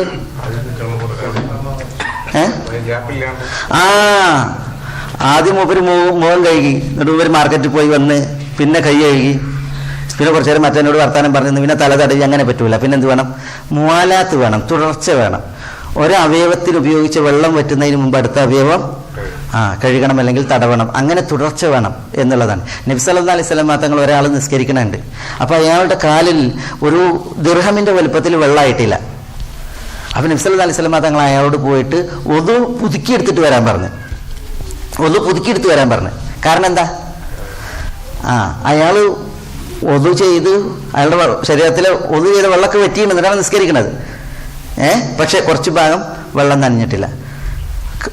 യഥാർത്ഥത്തിൽ ഒതു പുതുക്കിയെടുക്കാനാണ് പറഞ്ഞത്. തുടർച്ച മുറിഞ്ഞതുകൊണ്ടാണത്. തുടർച്ച പെട്ടെന്ന് തന്നെ കണ്ടിരുന്നെങ്കിൽ എന്ത് ചെയ്താൽ മതി? അയാൾക്ക് കാല് കഴുകിയാൽ മതി. പക്ഷെ റസൂൽ എന്താ പറഞ്ഞത്? ഒതു മടക്കി ചെയ്യാനാണ് പറഞ്ഞത്. അതെന്തുകൊണ്ടാണ്? മുവാലാത്ത് വിട്ടത് കൊണ്ടാണ്. ഏതായാലും ഇതാണ് ഉദുവിൻ്റെ പിന്നെ ഫർദുകൾ. പിന്നെ സുന്നത്തായിട്ടുള്ള കാര്യങ്ങൾ ബിസ്മി ചൊല്ലുക, കഫ് മുൻകൈ കഴുകുക, മനസ്സിലായില്ലേ? അതേപോലെ വിടർത്തി കഴുകുക, പിന്നെ താടി ചിക്ക കറ്റുക തുടങ്ങി പിന്നെ ഉള്ള വിഷയങ്ങൾ. അത് പിന്നെ കുറേ വിഷയങ്ങളാണ്, നമ്മളത് പിന്നെ വിശദീകരിച്ചിട്ട് പോകണില്ല, ടൈം കഴിഞ്ഞ്. ഇനി ചോദ്യോത്തരത്തിൻ്റെ സമയമാണ്. 39 ഇപ്പം തന്നെ നിർത്തല്ലേ. ഇനി ഇതിൽ നിങ്ങൾ ഇൻഷാ അല്ലാഹ് പിന്നീട് ഇതിൽ ഞാൻ പറഞ്ഞു പോവാം. പിന്നെ ചെറിയ അശുദ്ധി ഉയർത്തലിനെ കുറിച്ച് നമ്മൾ പറഞ്ഞ്, ഇത് വലിയ അശുദ്ധി ഉയർത്താൻ എന്താ വേണ്ടത്? കുളിയാണ് വേണ്ടത്. കുളി അതിൻ്റെ അനുവദനീയമായ രീതി, അതിൻ്റെ പൂർണ്ണ രൂപം, അതൊരു വിഷയമാണ്. അത് നിങ്ങൾ ഇതോടനുബന്ധിച്ച് മനസ്സിലാക്കേണ്ടതാണ്. നമുക്ക് ടൈം കഴിഞ്ഞു പോയി, അരക്ക് നിർത്തേണ്ടതാണ്, ഇപ്പം തന്നെ 40 പിന്നെ അതോടനുബന്ധിച്ച് മനസ്സിലാക്കേണ്ട ഒരു വിഷയമാണ് പിന്നെ ഈ സുനനുൽ ഫിത്ര. സുനനുൽ ഫിത്ര എന്ന് പറഞ്ഞാൽ എന്താ? പ്രകൃതിപരമായിട്ട് നമ്മൾ നമ്മൾ പറഞ്ഞ തഹാറത്ത് എന്ന് പറഞ്ഞാൽ നവാഫത്ത്, വൃത്തിയാണ്. അത് നസാഹത്ത്, ശുദ്ധിയാണ്. ഒരു മുസൽമാന്റെ വൃത്തിക്ക് വേണ്ടിയിട്ട് പറഞ്ഞ കാര്യങ്ങളാണ് എന്ത്? സുനനുൽ ഫിത്ര, പ്രകൃതിപരമായിട്ടുള്ളതായ സുന്നത്തുകൾ. അത് നബിമാരുടെ സുന്നത്താണ്. നബീന മുഹമ്മദ് സല്ലല്ലാഹു അലൈഹി വസല്ലം തങ്ങളുടെ സുന്നത്താണ്. എല്ലാ നബിമാരും പുലർത്തിയ, അതേപോലെ തന്നെ നമ്മളോട് പുലർത്താൻ ആവശ്യപ്പെട്ട പ്രകൃതി ചര്യകളാണ് സുനനുൽ ഫിത്ര. തഹാറത്ത് എന്ന് പറഞ്ഞിട്ടുണ്ടെങ്കിൽ അത് നവാഫത്താണ്, വൃത്തിയാണ്. വൃത്തിക്ക് വേണ്ടിയിട്ടാണ് നമ്മളോട് അത് പറഞ്ഞത്. അപ്പോൾ ഏതാണ് ഈ സുനനുൽ ഫിത്ര? അത് പിന്നെ ഇപ്പോൾ ഈ ചേലാകർമ്മം ചെയ്യുക, അതേപോലെ തന്നെ താടി വളർത്തുക, മീശ വെട്ടുക, പിന്നെ നമ്മൾ കക്ഷരോമം നീക്കുക, ലൈംഗിക അവയവങ്ങൾക്ക് ചുറ്റുമുള്ള രോമങ്ങൾ നീക്കുക, അതേപോലെ തന്നെ മനുഷ്യ ശരീരത്തിലെ ഈ ബറാജിം, ചുളിഞ്ഞ സ്ഥലങ്ങളിലുള്ള പിന്നെ അവിടെ കഴുകി വൃത്തിയാക്കുക, അതേപോലെ തന്നെ കൊപ്പിളിക്കുക, മൂക്കിൽ വെള്ളം കയറ്റി ചീറ്റുക, മലമൂത്ര വിസർജനം ചെയ്താൽ ശൗചം ചെയ്യുക, ഒന്നുകിൽ വെള്ളം ഉപയോഗിച്ച് അല്ലെങ്കിൽ പിന്നെ നജസിനെ പോക്കുന്ന രീതിയിലുള്ളതായ ദ്രവ്യങ്ങൾ ഉപയോഗിച്ചിട്ട് ശൗചം ചെയ്യുക. ഇതൊക്കെ എന്താണ്? സുനനുൽ ഫിത്രയാണ്. അതും ഇതോടനുബന്ധിച്ച് തഹാറയിൽ മനസ്സിലാക്കേണ്ടതായ ഭാഗങ്ങളാണ് ഇൻഷാ അല്ലാഹ്. ഇവിടെ പിന്നെ അൽഹംദുലില്ലാ ബഹുമാന്യൻ ഷമീർ മുണ്ടേരി, അതേപോലെ തന്നെ അബ്ദുൽ സുബ്ഹാൻ, അതേപോലെ ഇവിടുത്തെ ദാഴിമാരൊക്കെ പിന്നെ ഒരുക്കുന്ന ക്ലാസ്സുകൾ, വേദികളെ നിങ്ങൾ ഉപയോഗപ്പെടുത്തിയിട്ട് ഈ ദീനിനെ പഠിച്ച് മനസ്സിലാക്കാൻ ശ്രമിക്കണം എന്നുണർത്തുകയാണ്. കുറച്ച് സമയം ഇൻഷാ അല്ലാഹ് ചോദ്യങ്ങൾക്ക് വേണ്ടിയിട്ടുള്ളതാണ്. അതിനോട് ഇൻഷാ അല്ലാഹ് നമുക്ക് അതോടുകൂടി ഇവിടെ നിർത്താം. ജസാക്കുമുല്ലാഹു ഖൈറൻ.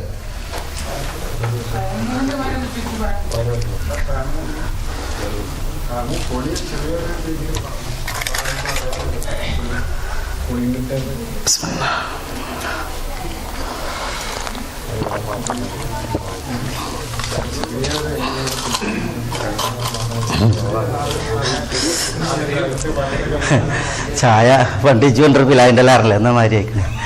ഞാൻ നിൽക്കട്ടെ.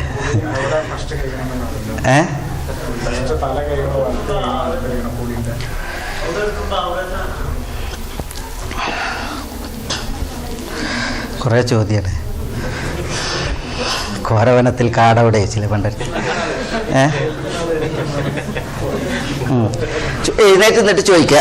ഒരാൾ ചോദിച്ചത് കുളിയുടെ രൂപം, തയമ്മമിൻ്റെ രൂപം, പിന്നെ ഉദു എടുക്കുമ്പോൾ ഔറത്ത് മറക്കണം, ഇതൊക്കെയാണ്. നമ്മൾ ഉദുവിൻ്റെ ഷർത്തുകൾ പറഞ്ഞപ്പോൾ അതിൽ ഔറത്ത് മറക്കണത് പറഞ്ഞിട്ടില്ല. ഔറത്ത് മറക്കൽ ഉദുവിന് ഷർത്തല്ല. ഔറത്ത് മറക്കൽ ഉദു ചെയ്യാൻ ഷർത്തല്ല. അതുകൊണ്ടാണ് ഒരാൾ പുരുഷന്റെ ഔറത്ത് എത്ര? മുട്ടുവക്കലിനിടയിലുള്ള ഭാഗമാണ്. ആ ഭാഗം മറക്കാതെ ഒരാൾ പിന്നെ ഉദു ചെയ്തിട്ടുണ്ടെങ്കിൽ അയാളുടെ ഉദു സാധുവാണ്, സഹിയാണ്. പിന്നെ ഒരിക്കലും പിന്നെ ശുദ്ധിക്ക് ഔറത്ത് മറക്കൽ ഷർത്തല്ല.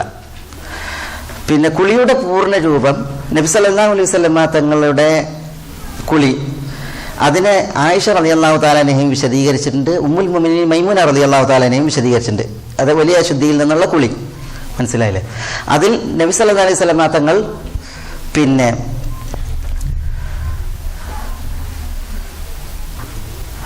വലിയ ശുദ്ധി ഉണ്ടായിട്ട് തിരുനബി സല്ലല്ലാഹു അലൈഹി വസല്ലം തങ്ങൾ അവിടുത്തെ ജനനേന്ദ്രിയം, ലൈംഗിക അവയവം തൻ്റെ ഇടത് കൈ കൊണ്ട് കഴുകി, എന്നിട്ട് ആ കൈ മണ്ണിൽ അടിച്ചു എന്നൊരു പിന്നെ ആയിഷ റളിയല്ലാഹു അൻഹ റിപ്പോർട്ടിൽ മതിലിൽ അടിച്ചു എന്ന് മൈമൂന റളിയല്ലാഹു അൻഹയുടെ റിപ്പോർട്ടിൽ. ഏതായാലും റസൂൽ എന്ത് ചെയ്ത് ആ കൈ വരച്ച് പിന്നെ അതിൽ പിന്നെ വൃത്തികേട് നീക്കിയതിന് ശേഷം അങ്ങനെ നബി സല്ലല്ലാഹു അലൈഹി വസല്ലം തങ്ങൾ ചെയ്തു. എന്നിട്ട് റസൂലുള്ളാഹി സ്വല്ലല്ലാഹു അലൈഹി വസല്ലം തങ്ങൾ നമസ്കാരത്തിനെന്ന പോലെ ഒദു ചെയ്തു. നമസ്കാരത്തിനെന്ന പോലെ ഒദു ചെയ്തു. ഒദു ചെയ്തപ്പോൾ പൂർണ്ണമായിട്ട് ഒദു ചെയ്തു. നമസ്കാരത്തിന് ഒദു ചെയ്യുന്നത് പോലെ തന്നെ ഒദു ചെയ്തു. ആയിഷ റളിയല്ലാഹു അൻഹയുടെ റിവായത്തിൽ നബി സല്ലല്ലാഹു അലൈഹി വസല്ലം തങ്ങൾ കാല് കഴുകിയതിന് ശേഷം പിന്നീട് കുളിച്ചു. അല്പം വെള്ളം എടുത്തിട്ട് റസൂൽ ആദ്യം ഇത് തലയിലാക്കിയിട്ട് ശരിക്കും മുടി ഉരച്ചു. നല്ല വെള്ളം മുടിയുടെ ഈ അടിഭാഗത്തേക്ക് ഇങ്ങനെ തോലിലേക്ക് പരക്കുന്ന രീതിയിൽ. എന്നിട്ട് റസൂലുള്ളാഹി സ്വല്ലല്ലാഹു അലൈഹി വസല്ലം തങ്ങൾ വലത് ഭാഗം കുളിച്ചു, ഇടത് ഭാഗം കുളിച്ചു. റസൂലുള്ളാഹി സ്വല്ലല്ലാഹു അലൈഹി വസല്ലം തങ്ങൾ എന്ത് ചെയ്ത് തലയിലൂടെ വെള്ളം ഒഴിച്ചു. ഈ എന്നിട്ട് അതാണ് കുളിയുടെ രൂപം. മൈമൂന റളിയല്ലാഹു തആല അൻഹയുടെ ഹദീസ്, റസൂലുള്ളാഹി വുളു ചെയ്തു, പക്ഷെ കാല് കഴുകതിൽ പിന്തിപ്പിച്ചു. കുളിച്ചതിന് ശേഷം റസൂലുള്ളാഹി അവിടുന്ന് മാറി നിന്നതിന് ശേഷം കാല് കഴുകി. രണ്ടും അത് അനുവദനീയാണ്. ഇതാണ് കുളിയുടെ പൂർണ്ണരൂപം. സ്ത്രീകളെ സംബന്ധിച്ചിടത്തോളം സ്ത്രീകൾ കുളിക്കുമ്പോൾ, ജനാബത്ത് കുളിക്കുമ്പോൾ അവരുടെ മുടി അവർ കെട്ടിവെച്ചിട്ട് ആ കെട്ടിലൂടെ വെള്ളം ഒഴിച്ചാൽ മതി. മുടി എന്ത് ചെയ്യേണ്ടതില്ല. പുരുഷന്മാരെ പോലെ തന്നെ വെള്ളം ഇഴകളിലേക്ക് ചേർത്ത് ചിക്ക കെട്ടി ഇങ്ങനെ കുളിക്കേണ്ടതില്ല. ജനാബത്ത് കുളിക്കുമ്പോൾ സ്ത്രീകൾ മുടി കെട്ടി വെച്ചിട്ട് അതിന് മുകളിൽ വെള്ളം പാർന്നാൽ മതി. അതേസമയം അവർ ആർത്തവത്തിൽ നിന്നുള്ള കുളിയാണ് എങ്കിലാണ് അവർ എന്ത് ചെയ്യേണ്ടത്, മുടി കെട്ടഴിച്ചിട്ട് തന്നെ കുളിക്കേണ്ടത്.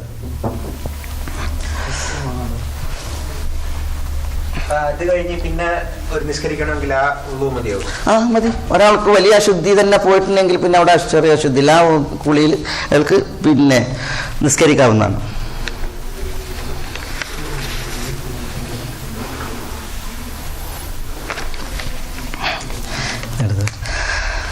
ചോദ്യം സ്ത്രീകളെ പരിഹരിക്കണ്ടേ. നമസ്കാരത്തിനിടയിലാണ് ഓർമ്മ വന്നത് നജസുണ്ടോ ഇല്ലയോ എന്ന സംശയം.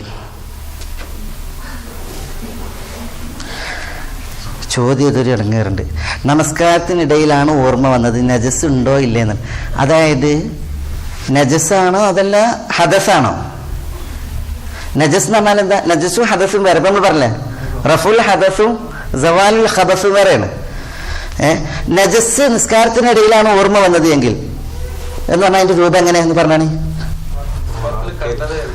ഒരാൾ നിസ്കരിക്കുമ്പോഴാണ് കുട്ടി മൂത്രമൊഴിച്ച് കണ്ട് ഓർമ്മയത്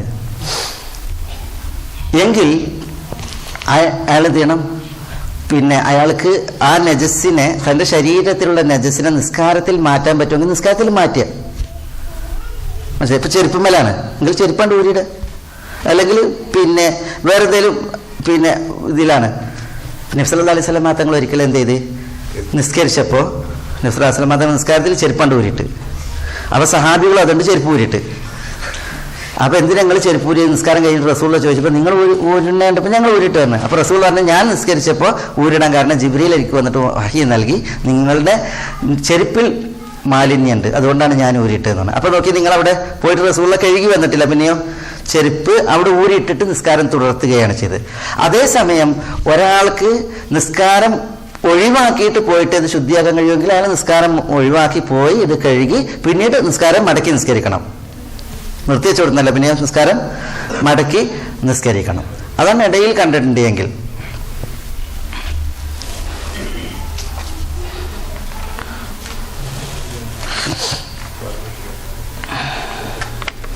മൂത്രത്തിൽ വെള്ളം കുടയാൻ പറ്റുന്ന പ്രായം എത്ര വരെയാണ്? ഭക്ഷണം കഴിക്കാത്ത ആൺകുട്ടികളുടെ മൂത്രത്തിലാണ് വെള്ളം തെളിക്കാൻ പറഞ്ഞത്. ആൺകുട്ടികളുടെ ഭക്ഷണം കഴിച്ചു തുടങ്ങിയിട്ടുണ്ടെങ്കിൽ ഇപ്പൊ 3 ദിവസം കൊടുക്കുമായിരിക്കും അല്ലേ, 4ാമത്തെ ദിവസം. ഏതായാലും ഭക്ഷണം കഴിക്കുന്ന പ്രായമാണ് പറഞ്ഞത്.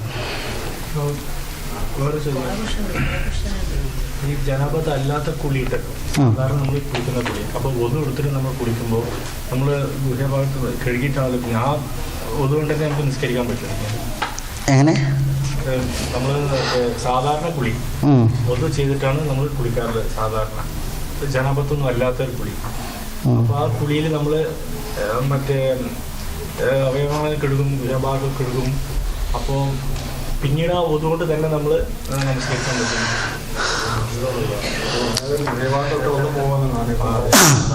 അതായത് ഒരാൾ കുളിക്കുന്നതിനിടയിൽ ലൈംഗികാവയവം കഴുകുന്നുണ്ട്. അതൊരിക്കലും എന്തല്ല ലൈംഗികാവയവത്തെ. ഇപ്പം ഹദീസിൽ ഒന്നാമത് ഒരു മനുഷ്യൻ തൻ്റെ ലൈംഗികാവയവത്തെ സ്പർശിച്ചാൽ ഒന്ന് മുറിയുക എന്നുള്ളത് അതിൽ 2 വിധത്തിൽ ഹദീസ് വന്നിട്ട്, ഒന്നിൽ ലൈംഗികാവയവത്തെ സ്പർശിച്ചിട്ടുണ്ടെങ്കിൽ ഒന്ന് മുറിയോ എന്നുള്ള ചോദ്യത്തിന് റസൂലുള്ളാഹി സ്വല്ലല്ലാഹു അലൈഹി വസല്ലം തങ്ങൾ പറഞ്ഞത് ഇന്നമാ ഹുവ ബിദ്അത്തുൻ മിൻക, നിന്നിൽപ്പെട്ട ഒരു അവയവമാണ്, തൽഖ് ബിൻ അലിയിൽ നിന്നുള്ള ഹദീസിൽ.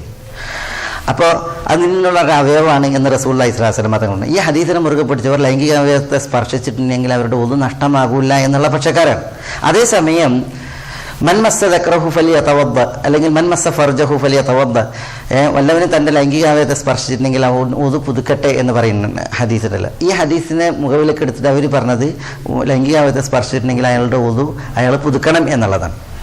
അതിൽ ഒരു മസ്അല, അപ്പോൾ ഈ രണ്ട് ഹദീസുകളും വൈരുദ്ധ്യമല്ലേ എന്നാണ് പണ്ഡിതന്മാർ. ഇപ്പോൾ ഷെയ്ഖ് അബ്ദുൽ അസീസ് ഇബ്നു ബാസിനെ പോലുള്ളതായ പണ്ഡിതന്മാർ പറഞ്ഞത്, ഒരു ഹദീസ് കുറേ ചോദ്യം 49 എപ്പോഴെങ്കിലും നിർത്താൻ പറഞ്ഞു. പിന്നെ ഒരു വിഭാഗം പണ്ഡിതന്മാർ പറഞ്ഞ ഇത്, പിന്നെ ഇബ്നു ബാസ് റഹ്മത്തുള്ളാഹി അലൈഹി ഉള്ളതായ പണ്ഡിതന്മാർ പറഞ്ഞത് ലൈംഗികാവയവം സ്പർശിച്ചാൽ ഒതു മുറിയില്ല എന്നറിയിക്കുന്നത് ആദ്യകാലത്തുള്ളതാണ്. അതേസമയം ആ വിധി എന്ത് ചെയ്തിട്ടുണ്ട്, ഈ പിന്നെ ലൈംഗികാവയവം സ്പർശിച്ചാൽ പിന്നെ ഒതു മുറിയും എന്ന് പറഞ്ഞ ഹദീസുകളുടെ വിധി ദുർബലപ്പെടുത്തിയെന്നാണ്. അപ്പോൾ അങ്ങനെ ദുർബലപ്പെടുത്തി എന്ന് പറഞ്ഞവർ ആദ്യകാലത്തായിരുന്നു പിന്നെ അങ്ങനെ ഒതു മുറിയില്ല എന്നുള്ള ആ വിധി ഉണ്ടായിരുന്നത്. പക്ഷെ പിൽക്കാലത്ത് ആ വിധി മാറ്റിയിട്ടുണ്ട്. അതുകൊണ്ടാണ് ഈ പിൽക്കാലത്തുള്ള ഈ ഹദീസുകൾ ഇങ്ങനെ അത് അറിയിക്കുന്നത് എന്നാണ്. ഏതായാലും ശുദ്ധിക്കിടയിൽ നമ്മളുടെ നിന്ന് വരുന്നത് പിടുത്തമൊന്നുമല്ല, പിന്നെ അത് നമ്മൾ ശുദ്ധി വരുത്തുന്നതിൻ്റെ ഭാഗമായിട്ടുള്ളതായ സ്പർശനങ്ങളാണ്. അതെന്തെങ്കിലും ഒരാളുടെ ശുദ്ധി പിന്നെ പൂർണ്ണമാണത് അതിൻ്റെ അവസാനത്തോടു കൂടിയാണ്.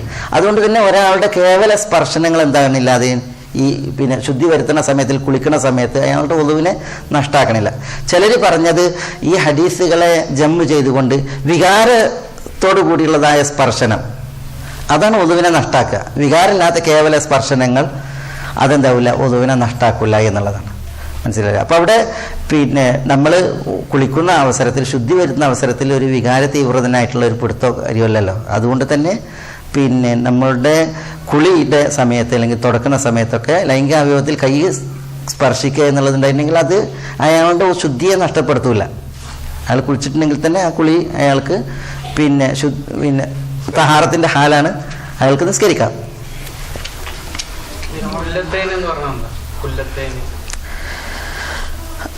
കുല്ലത്തൈൻ എന്ന് പറഞ്ഞിട്ടുണ്ടെങ്കിൽ അതൊരു കണക്കാണ്, ഒരു അളവാണ്. ഹദീസിൽ കാണാൻ ഇദാ ബലഗൽ മാഉ കുല്ലത്തൈനി ഫല യഹ്മിലുൽ ഖബസ്, വെള്ളം 2 കുല്ലത്തെത്തിയാൽ, ഹദീസിന്റെ സിഹത്തിനെ കുറിച്ച് അഭിപ്രായ വ്യത്യാസമുണ്ട്. ഏതായാലും 2 കുല്ലത്ത് വെള്ളം എത്തിയാൽ അത് നജസ് വഹിക്കൂല എന്നുള്ളതാണ്. 2 കുല്ലത്ത് എന്നുള്ളത് ഒരു അളവാണ്. എത്രയാണ്? 200 ലിറ്റർ ചില്ലറ അങ്ങാണ്ടാണ് അതിൻ്റെ ഒരു അളവ്. 200 ലിറ്ററും ചില്ലറ. പിന്നെ 500 റാത്തൽ എന്ന് പറയും, ഇറാഖിലെ റാത്തൽ കണക്കനുസരിച്ച്. ഏതായാലും 200 ലിറ്ററാണ് എൻ്റെ ഓർമ്മയിൽ. ഏതായാലും 2 കുല്ലത്ത് എന്ന് പറഞ്ഞെങ്കിൽ അതൊരെന്താണ്, ഒരളവാണ്.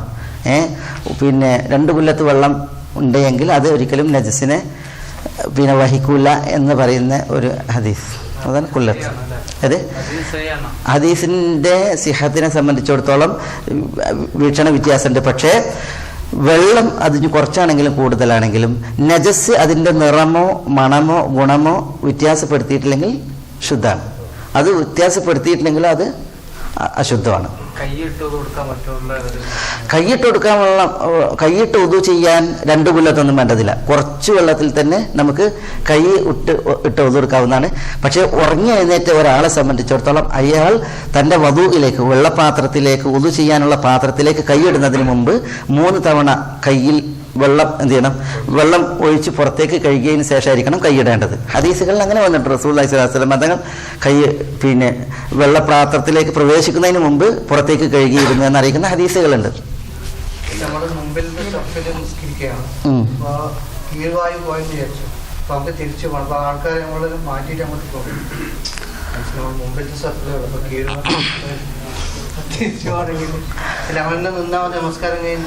അല്ല, നമ്മൾ നിസ്കാരത്തിന് പിരിഞ്ഞു പോകണം.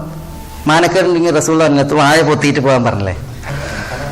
പിന്നെ ഇവിടെ ചോദ്യം, ജനാബത്ത് വിളിക്കുമ്പോൾ സോപ്പ് നിർബന്ധമൊന്നുമില്ല. സോപ്പ് നിർബന്ധം എന്ന് അറിയണമെങ്കിൽ കുളി അതിൽ വെള്ളം എല്ലായിടത്തും എത്തുക നമ്മൾ പിന്നെ എന്നുള്ളതാണ്. ശരീരത്തിൽ തഴമീം ചെയ്യുക, എല്ലായിടത്തും വെള്ളം എത്തുക എന്നുള്ളതാണ് വേണ്ടത്. നബി സല്ലല്ലാഹു അലൈഹി വസല്ലം തങ്ങൾ അത് എത്താൻ വേണ്ടിയിട്ട് ശരീരത്തെ എന്ത് ചെയ്യാറുണ്ടായിരുന്നു, ഇങ്ങനെ ഉരക്കാറുണ്ടായിരുന്നതാണ്, ദൽക്ക് ചെയ്യാറുണ്ടായിരുന്നു എന്നാണ്. അപ്പോൾ എല്ലായിടത്തും വെള്ളം എത്തുക എന്നുള്ളതാണ്. അതിൻ്റെ മുന്നോടിയായിട്ട് നമ്മൾ കുളിക്കുന്നതിന് മുമ്പായിട്ട് ഇടത് കൈകൊണ്ട് നമ്മൾ ഭാര്യമാരെയൊക്കെ പ്രാപിച്ചിട്ടുണ്ടെങ്കിൽ നമ്മൾ എന്ത് ചെയ്യേണ്ടതുണ്ട്, ബീജസ്കലനം ഉണ്ടായിട്ടുണ്ടെങ്കിൽ അതിൻ്റെ അസറുകൾ, അടയാളങ്ങൾ നമ്മൾ പോക്കിക്കളയേണ്ടതുണ്ട്.